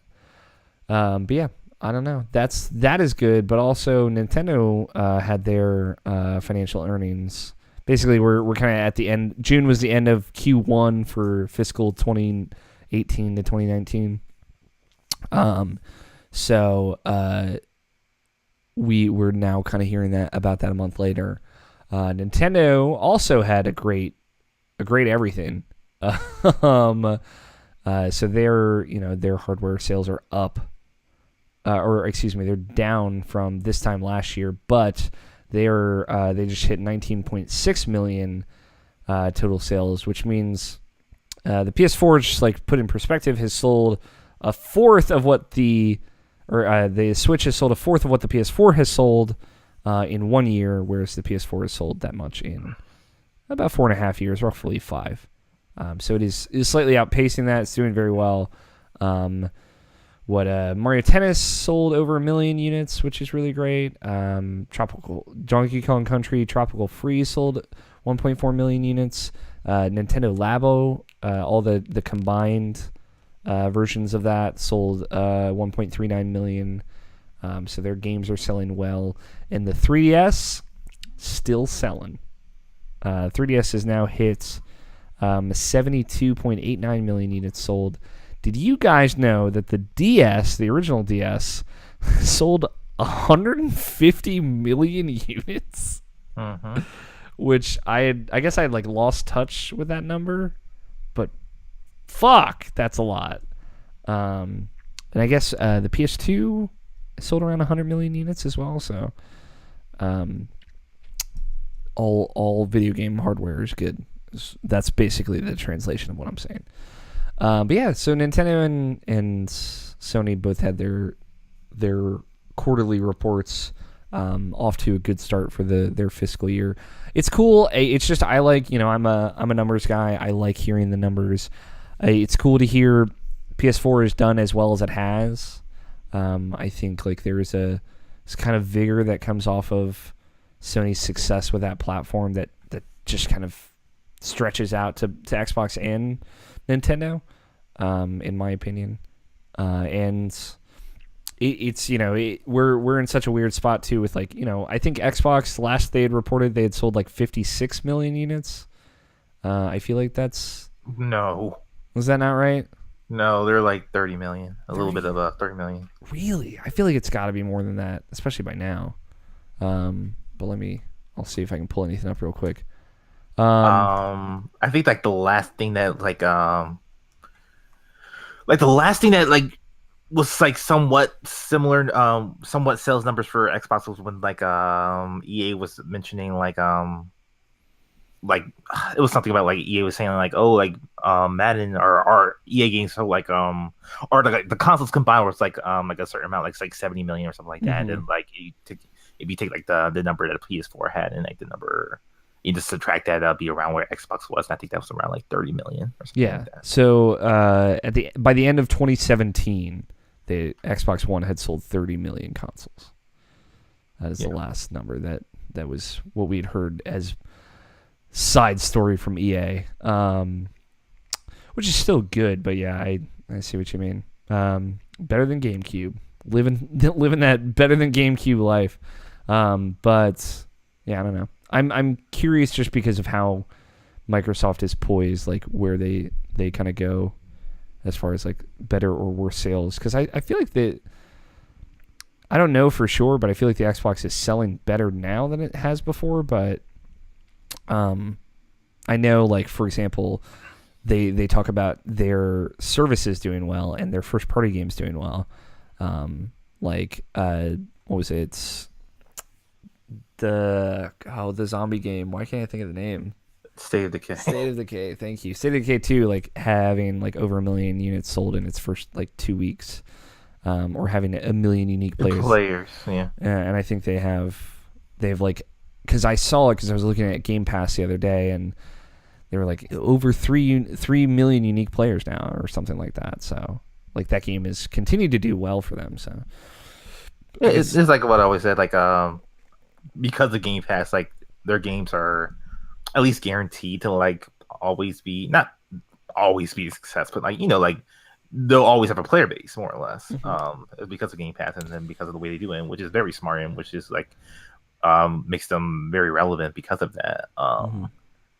As far as like accompanying new people though, like I think that this is an uphill battle for them because like they don't have a quote unquote game of the year game exclusive, I should say, for their system. And they don't have something like a Red Dead Redemption marketing to make it seem like it's like for their system. So like I think that's the struggle that they're having right now. I think as far as like Xbox, I think it's selling to like savvy gamers because like they just want the better experience, they want the better online, they want the better stuff as far as that. But it's like as far as like the casual market, I think PlayStation just has like the marketing and like in the games to like really just like be in front of them for right now at least. Yeah, it is a wonder too because I think regardless, like even if I don't know how much of that 1 million players that got State of Decay were Game Pass players, like even if they had like 1 million Game Pass subscribers, right? Which I feel like they would have said that by now if they did. They should have more than that. I feel like it's got to be more than that. Yeah. But like that's just like that thing that we always forget about. Like Xbox Live makes just like the gold subscription makes so much money for Microsoft. Oh yeah. The same is true like I can't imagine how much money Sony is making off of PS Plus with that huge install base, and most of those people are playing games online.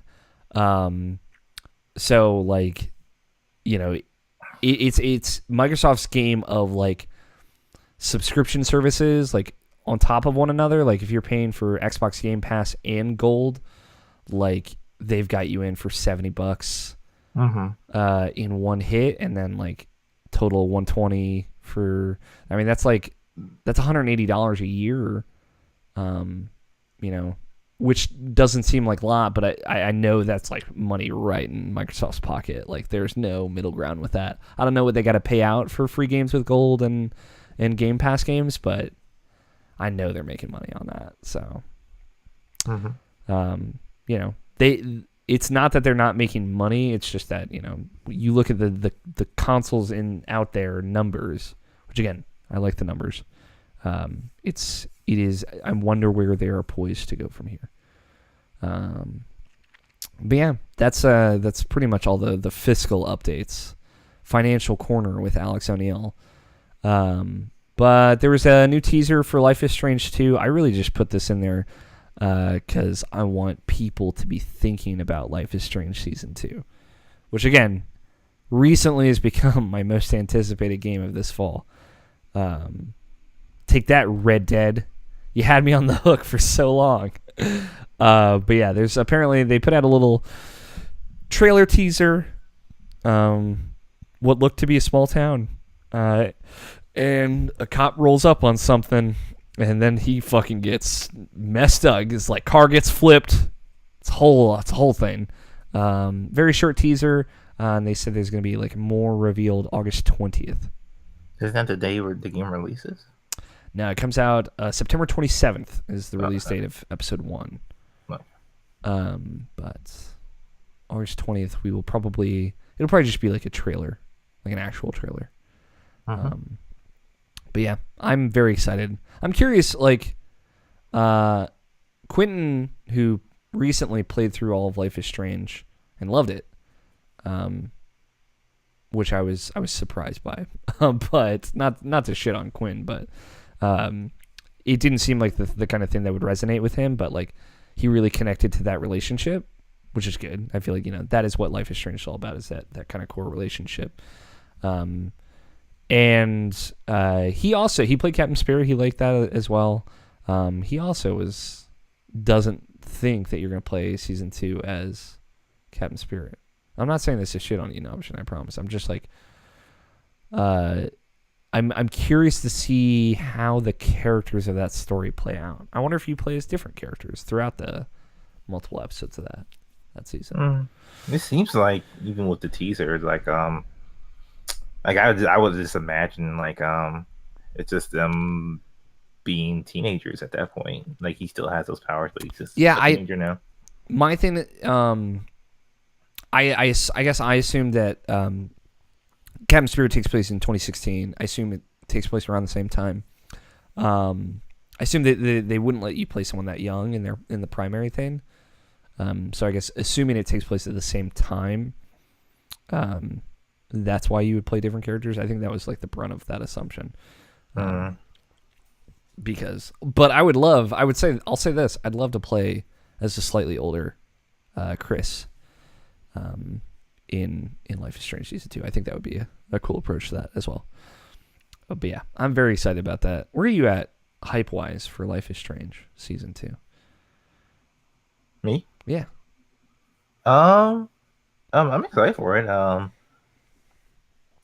I'm just like waiting for it for anything like to really grasp onto. Like I haven't felt like there was anything to really grasp onto yet, other than like them announcing there was going to be a two towards it. So like that's the only thing really. It's like I don't think I have anything to grab onto. Like I like Captain Spirit, but like there's still nothing to really grab onto. Fair enough. Me. I got you. Cool. Let's that's it for news. That's all I brought. I know not a lot. Apologize everyone, but we are in the dry summer months. We're coming up. September is right around the corner. Madden's about to drop. Video game season is about to be happening. They still make those things? Yeah, dude. Madden still comes out. Do people buy it? You know, I feel like people do, but I don't know what because maybe it's just because less people talk about it. I feel like less people buy Madden now. I feel like a lot less people should be buying that. Enough people buy Madden because they story mode, man. Yeah, they got a story mode. They have like career mode still or whatever. No, man, like a full on story mode. They might have both. I don't know. So you start as like a college footballer, and you're like, time to go, time to become the pro. I actually don't know what everyone really, not everyone, but many folk apparently very much enjoyed the story for Madden 2017. Across the board, everyone loves Everyone Madden. loved it. But I honestly couldn't tell you what it's about. Yeah. I wonder if much like the Hunter Pence story, not Hunter Pence. Why would that name comes to my mind or whatever. Wow. Whatever the main FIFA dude's name is. Pele? Not Pele. No, the one from the FIFA games. I don't know what you the guy they did like the story mode for FIFA, the main character. Sure. Alex Hunter, I think is actually his name. Which it's a good name. At least explains my confusion. They've done like multiple story arcs with that character. So maybe they're going to continue the Madden story in this year's Madden game. Maybe people are on the hook to find out what happens. I don't know. Maybe it's like a create a character. I feel like that's kind of what it is. I don't know. No, it's not. Real quick. Go ahead. I'm just curious, since we're past the mid-year shit, where's everybody's at? What's everybody's favorite stuff this year so far?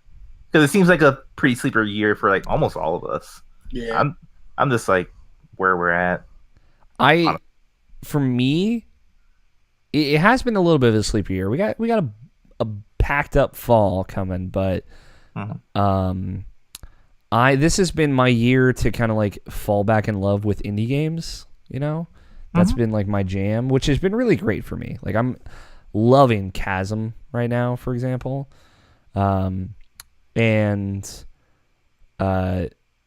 the Madden story mode stars a character named Devin Wade, and it's called Long Shot is the name of the plot.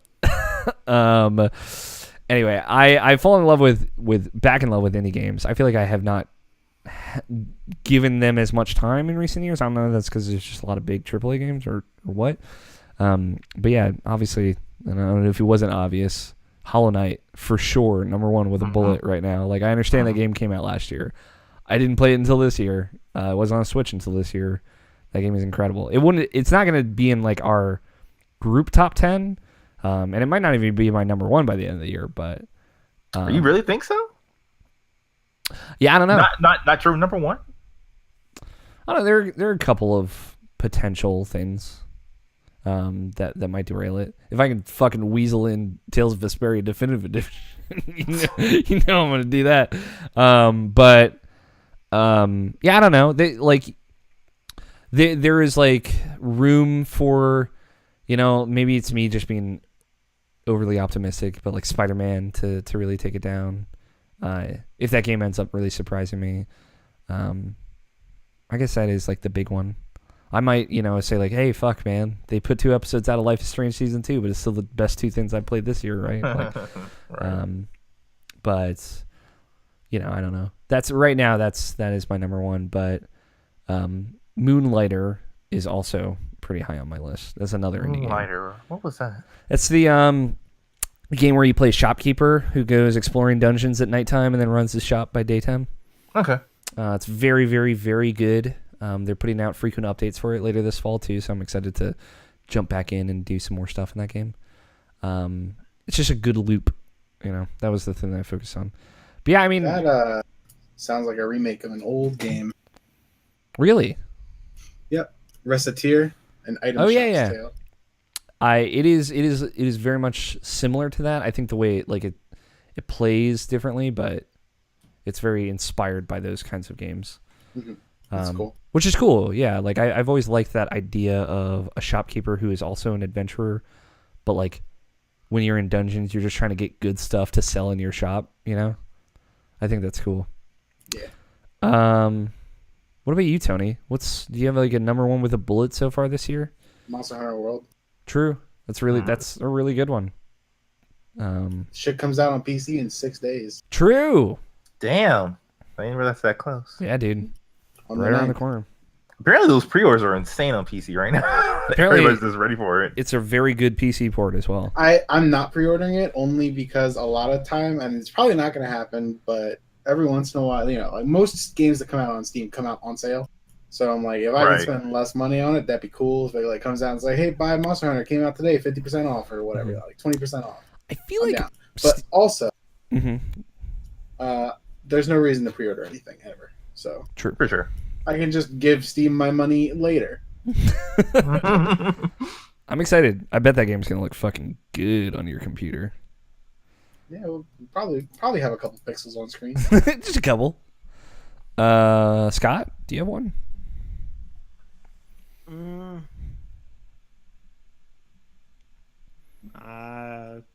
Cooney didn't really do it for you, right? No. Yeah. All right. Yeah, it's all right. Fuck Ding Dong Dell.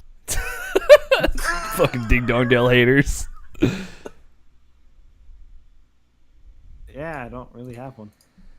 I don't think. Okay. Let's hope and pray for the latter half of the year.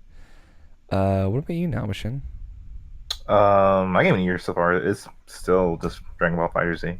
True, yeah. Man, again, January Like, games. Fuck. Even this entire podcast, I've just been watching Evo, just like watching that on mute, just seeing it playing. Like, Is it on right now? Oh yeah. Oh shit. I mean Dragon Ball. I mean specifically. Yeah. Like Dragon Ball Dragon Ball Fighters had to just been something that had been consumed, and I just don't really talk about because like I don't necessarily play it every day, but it's like it's just something I watch like almost on the daily, and like I consume by it, and I just love watching it. And they made that game so fucking good too, and it speaks to me so much because of that. And yeah, that's the reason why I think it's like one of my favorite. It's definitely my game of the year so far. Mm-hmm.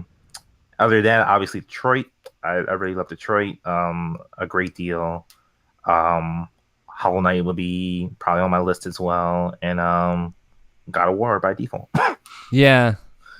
The thing is, like, I still really like God of War. It's just like, I do too. It's worth it, and like I enjoyed my experience with it. But like, I would bet money that I will probably have 10 games I have more feelings towards than God of War later. I'm questioning that right now because like we're in August and I barely have anything. So, but September alone will knock God of War off my list. Like, and also again, just a shout out for you, Alex, is Celeste.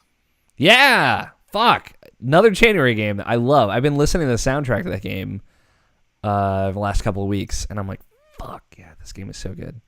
I might go back and play it again because I feel like I had like a subpar first playthrough of that game, but with some distance from it, I really do love that game. You finished it, right?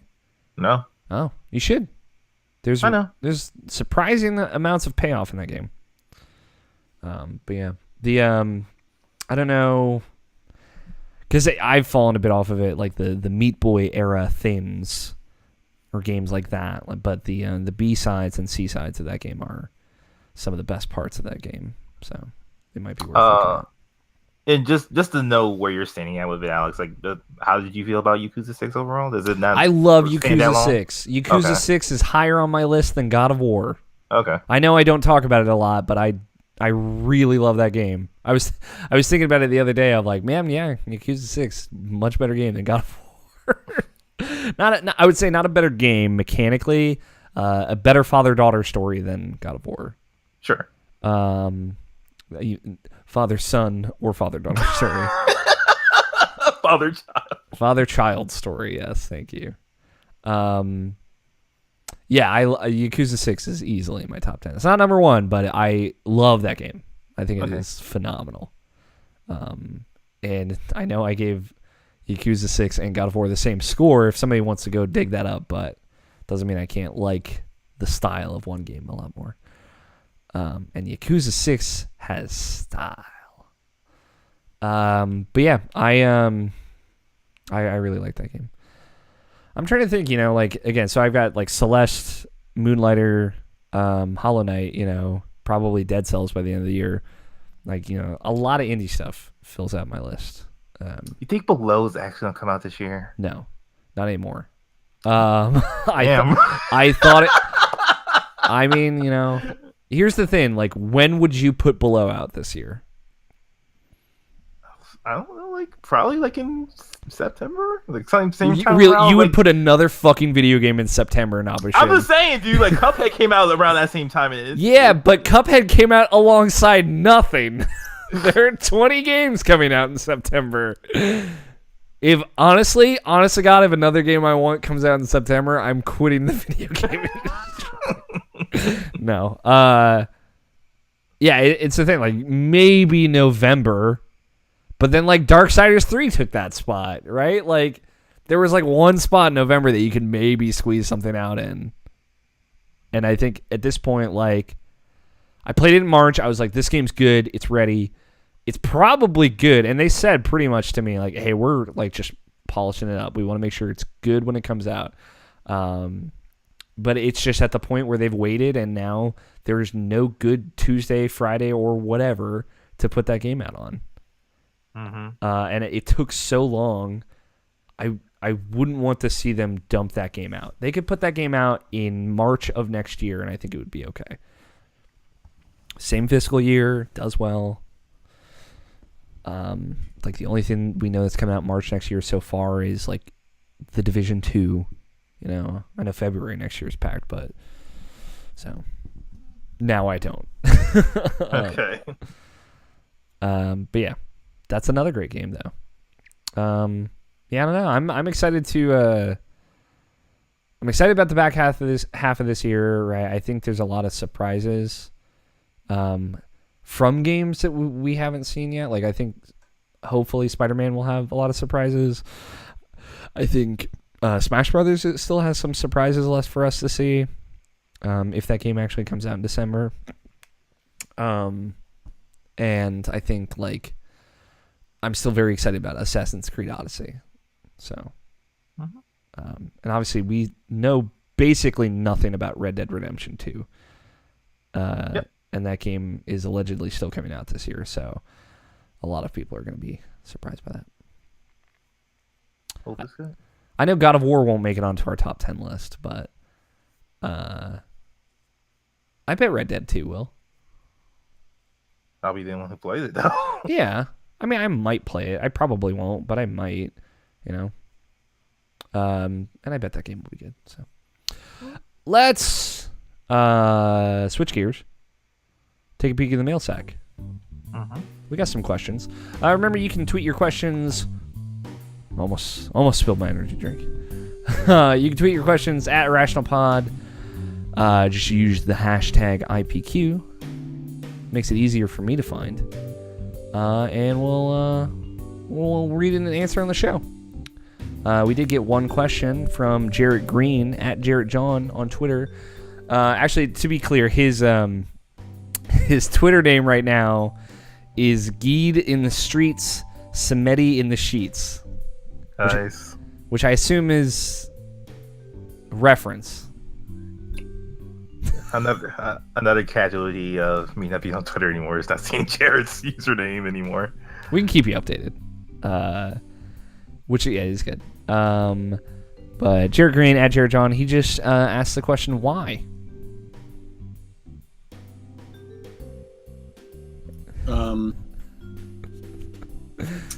I don't know, man. I'm sorry. Yeah, dude. I got nothing for you.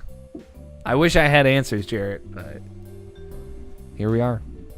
Blessing Adeoye Jr. at Blessing Jr. on Twitter asks, who all is coming to PAX West? What are you guys looking forward to the most? From this show, only me, unfortunately, but Scott White will be there, Mike Burgess will be there, Logan Wilkinson will be there. Logan's going, that's cool. Yeah. It's exciting because, like, it's been He's getting around so much now. I'm so happy for him. Yeah. Logan. Yeah, no more deer running into his car, preventing him from going on trips. He's a free agent now. But it's exciting because I haven't been since 2012, and I basically remember nothing Like I don't remember where I had to go to get my badge. I kind of remember what the floor looked like a little bit. I don't remember what. Like I know there's a cheesecake factory across the street. Outside of that, I have no idea what's nearby. And yeah, and we're staying in a big Airbnb with the OK Beast guys. So we're gonna get up to some trouble. Yeah, I don't know. Blessing, I know, is excited. Been working with him on like whatever we're gonna do is like a crossover there, and he's just always stoked about a crossover. You know how he gets. I know he's super pumped. But yeah, it's gonna be a good time. It's gonna be. I told the team, because we just had our editorial meeting this past Sunday, where we talked about it for the first time having been approved now. And I was like, hey man, it's gonna be basically like the first time for all of us, because I am gonna be useless. So where PAX East is like first time for a lot of people, but you know, I know that show, and you know, I have a plan. It's us kind of like boots on the ground, figuring it out as we go along for PAX West, and that's, I think, exciting. Are you gonna see John while you're there? We are. Tyler Treese, John Anderson, and I will be in the same room, same time for the first time. PAX West. It's very exciting. So, but the thing I'm looking forward to the most, I'm honestly very excited about this OK Beasts Irrational Passions crossover. We're probably just going to do a podcast together, because I understand that both of us are going to be very, very busy. But we're going to have fun with it. Bringing their equipment, though. I think Alex and I are going to split responsibilities on that. So Okay. I'll bring some, he'll bring some. Together we will combine forces. So, although I'll probably have to bring my mixing board, because he said he brought his to kind of funny, and it didn't work when they got there. So we'll see how it goes. But yeah, I don't know. I'm also right now looking forward to playing Smash Brothers. Weirdly enough, because the folks of Podcast Ultimate, our limited run Super Smash Brothers Ultimate podcast, will all be together. We're all going to go play Smash Brothers together. So that's going to be fun. Maybe I'll play Below again just for shits and giggles. And be like, when are you going to put your game out now, huh? Mike Burgess, at Mike Hits the Wall, Mike Dopath Traveler is his Twitter name. He says, with Wario himself taking over Nintendo's Twitter, what video game character do you want to give control of your Twitter to? Now, I know you're not up to date on this, Nobishin, since you are no longer on Twitter, but Wario has taken over the Nintendo of America official Twitter account. Wario 64? No, Wario, the character. Oh, okay. I'm sorry. I love it. Wario 64? He's got hot deals left and right. Hot deals. And the majority of the tweets have been WA related, let's say. For example, this tweet that is literally 280 characters of wah ha ha ha ha ha ha ha ha ha on repeat. There was another tweet where he said, did somebody say Pikmin?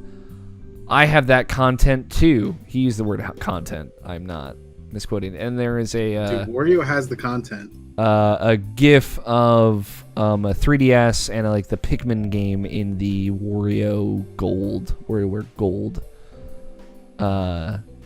game, which I guess Wario is taking over this to celebrate the launch of WarioWare Gold. It's I'm looking at some of these tweets now. Actually, they're pretty good. One is hashtag new profile pic, and it's just a selfie that Wario took on a phone. So with that in mind, what video game character would you want to take control of your Twitter account? And now, Nobishin, I'm going to need you to play hypothetical here with me. Maybe they can take over your Instagram account. Tony, what about you? I want to know what video game character. Futaba. Oh, that's a good one, actually. I don't know if we're ever gonna have a better answer. Fuck. A Rathalos.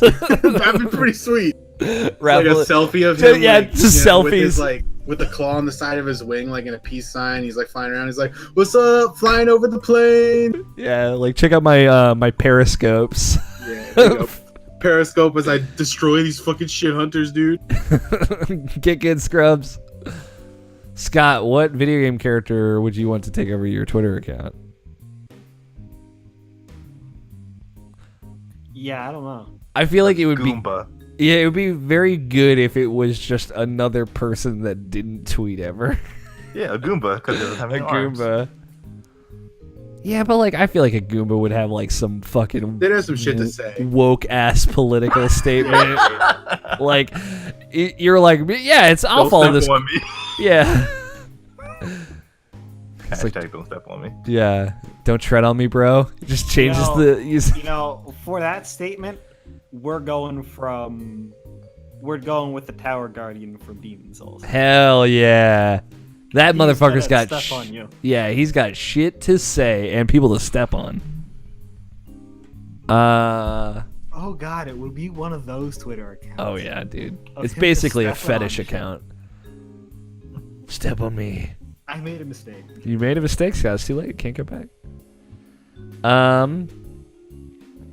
In our live chat, Nicole Humphrey said Junko. She would want Junko to take over her Twitter account. Which is also very good. That's like a Futaba tier, very good answer. What about you, Nabushin? Probably Travis Touchdown. Ooh! Another great answer! Fuck, now I feel like all this pressure. I have no good answer to this. I feel like Wario set too high a bar. He's too good. What's a really funny video game character? I feel like the thing is like I was gonna make like a Portal one, but like those parody accounts already exist. Maybe no, that wouldn't be funny either. I was gonna say maybe Murray from Sly Cooper. I just want to see what he would have to say. Tomba from Tomba. Ah! It's just screaming all the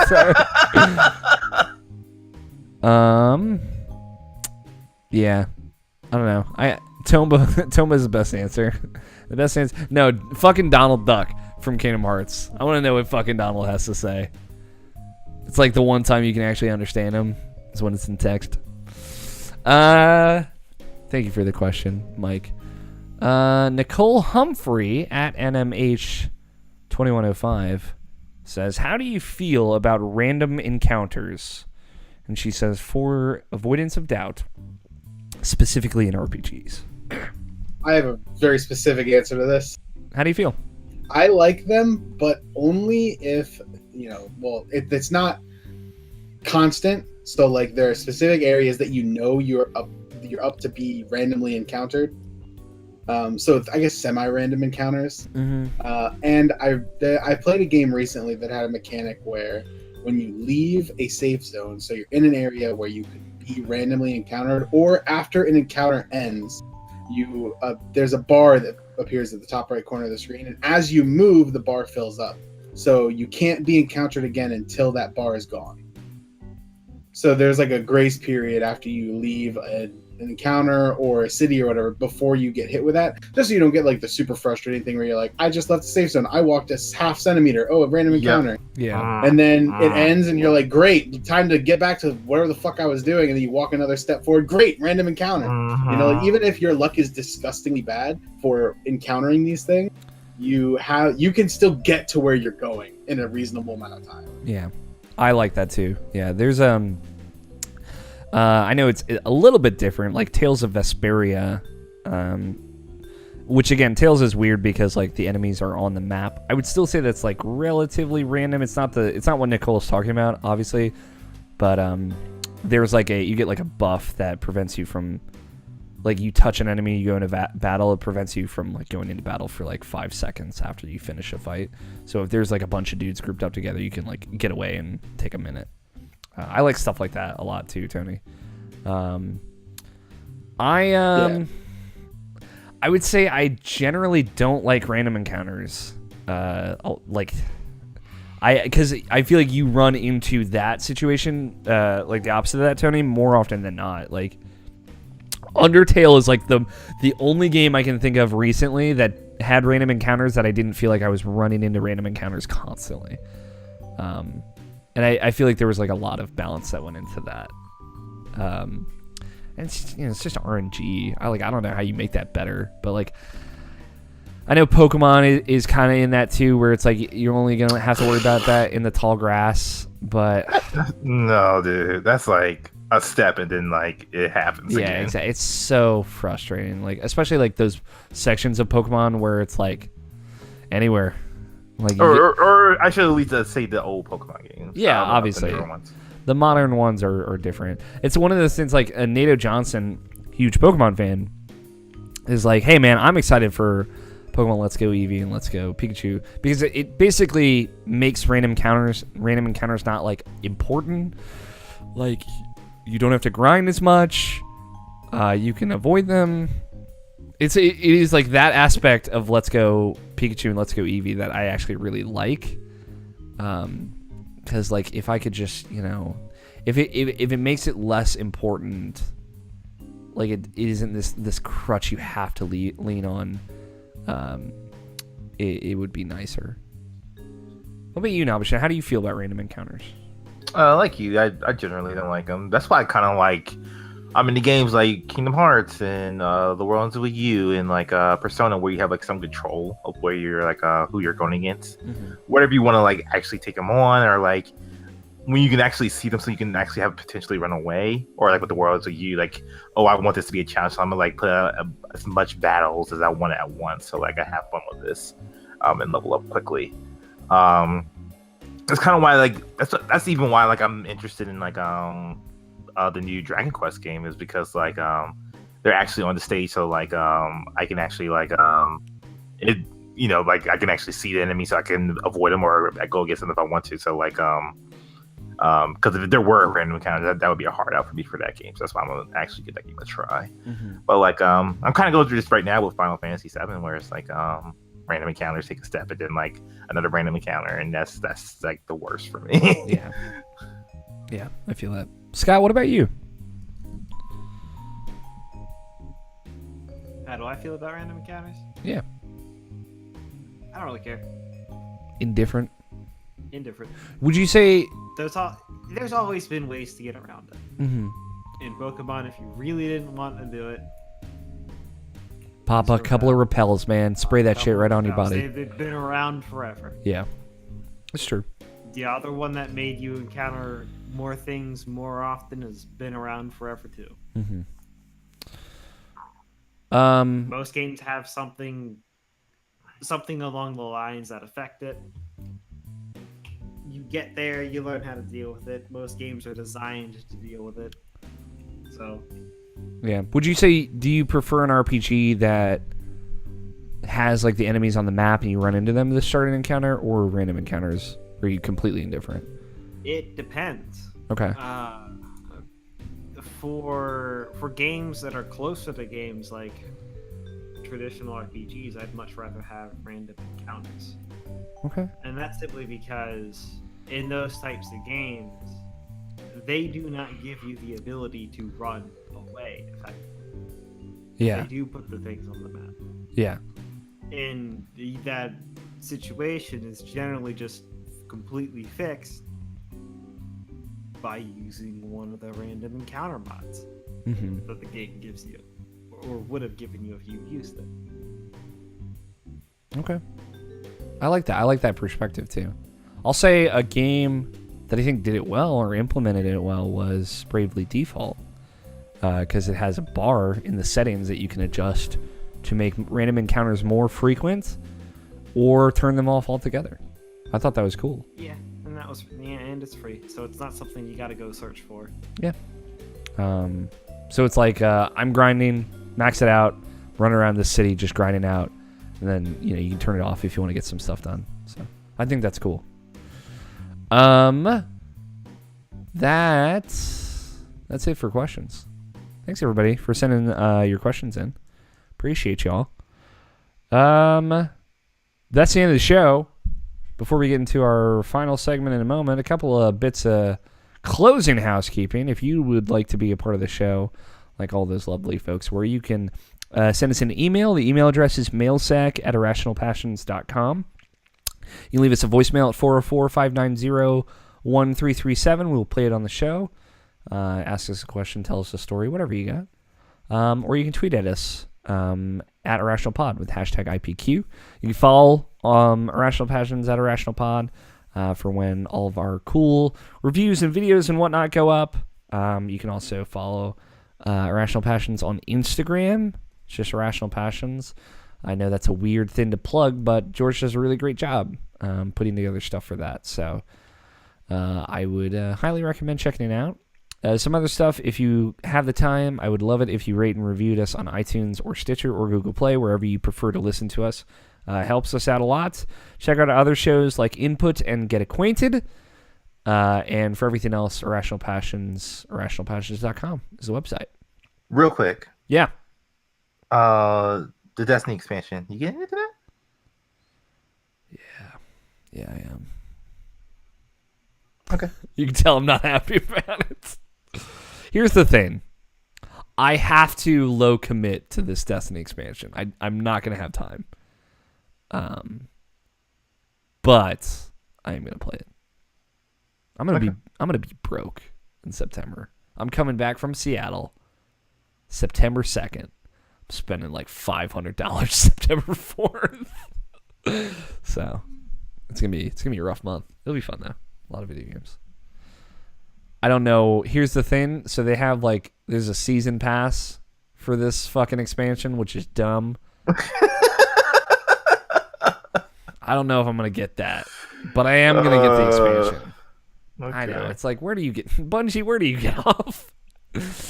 Anyway, that's all done. Now it's time for bets. So, before we start into bets, I have an idea that I want to run by Scott and Tony. I've thought of an idea for Double Down on NATO. If you guys are into it, we can do it. If you guys are against it, we can skip it. My idea, since it's for you guys, get extra points. If you wanted to, you could basically, the two of you give up your bets, and NATO would make a bet for you guys in your place. So you only get one bet on your team. But if he gets it right, you get 5 points. Thoughts? My dude won't let me down. I'm fucking in. Okay. Scott's in. Tony, what do you think? So I get to figuratively rub his nipples as he makes his decision. Absolutely. Then I'm in. Cool. I'm talking to NATO almost immediately after this, so I will get his bet for this bet. But for now, let's get Nabashinamai's bet. This week's bets.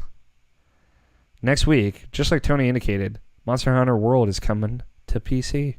Very exciting. In the Monster Hunter World Steam reviews, in the top, whatever the most recent positive review is, how many times will I see the word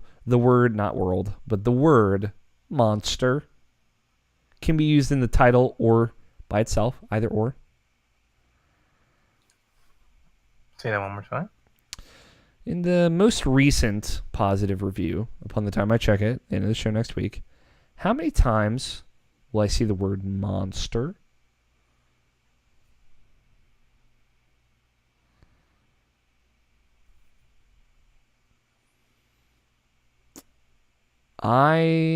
Since Tony and Scott are not betting, they're giving their bet to NATO. I'm sure he's going to crush it. I bet fucking NATO's just going to destroy us too. What's your bet, Nabashin? I put 10. 10. I put 3. I'm going to lowball it. I don't know. We'll see. We'll see what NATO thinks. For folks who don't know, NATO Johnston is an Australian man who the collective quartet of us all very much love. He's a great dude. Very nice. Very handsome. He's a handsome young man. Last week's bet. WarioWare Gold releases Friday, August 3rd on Nintendo 3DS. If you've been following the Nintendo of America Twitter account, I'm sure you noticed.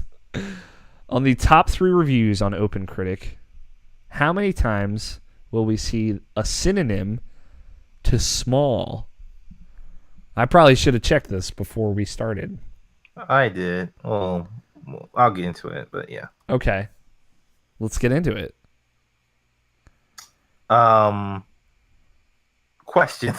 Yeah, hit me with it. Not Not a lot of reviews, are there? no. It's the top 3 reviews, so like we're fine as far as that. Okay. And it kind of doesn't matter, but I just want to ask anyway. Yeah. Will we count microphone?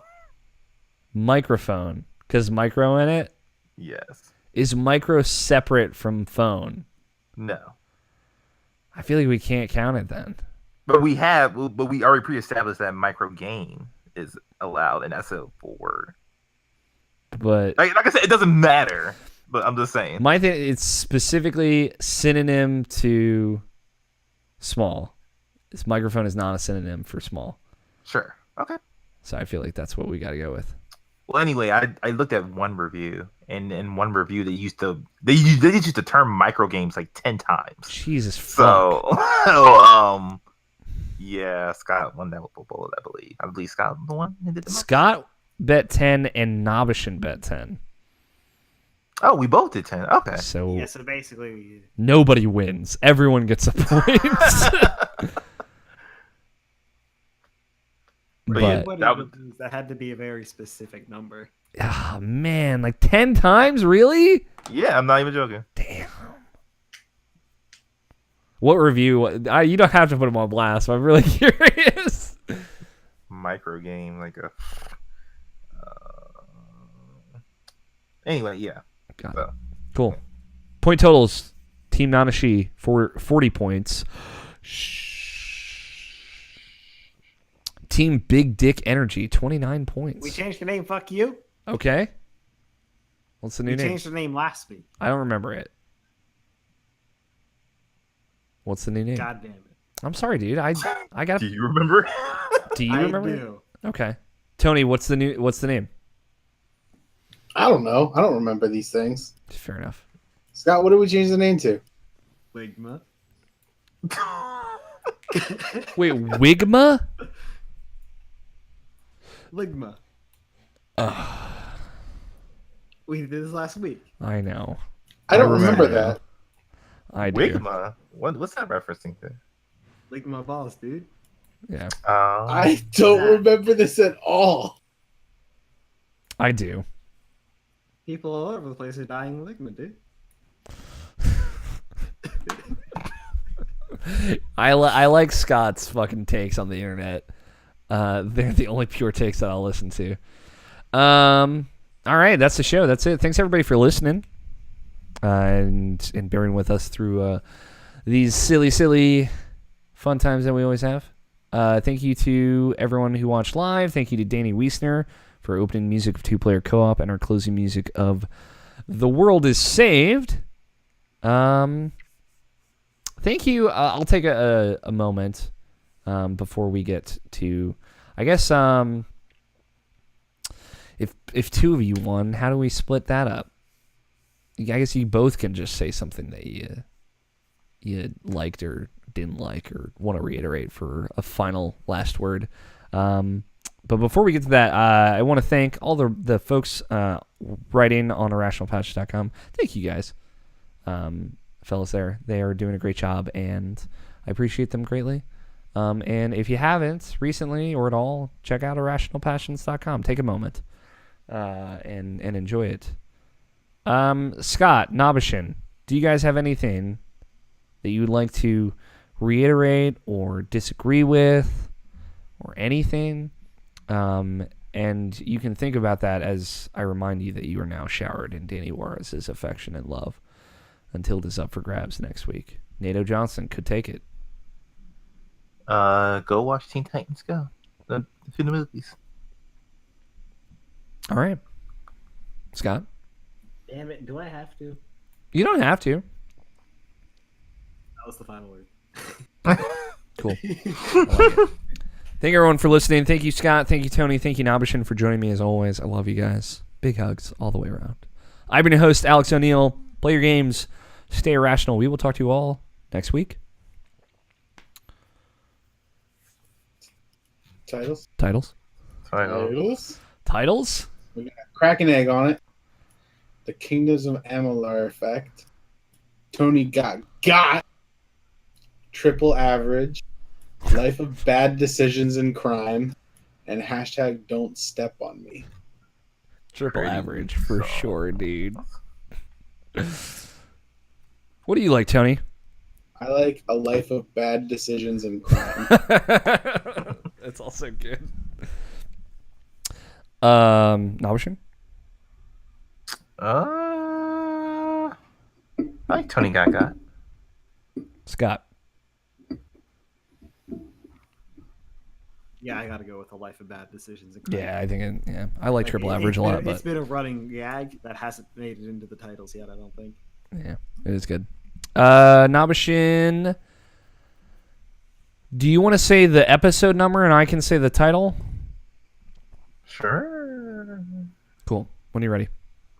It's 388. I know it's in the upper left corner, but I'm just here. Yes. You're listening to Irrational Passions Podcast, episode 388. A life of bad decisions and crime. You need to turn yourself around.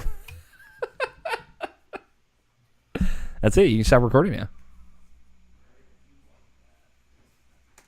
Perfecto. Thank you, guys. This was fun. Thank you, everyone, for watching. Until next time, I guess, just don't hurt anybody.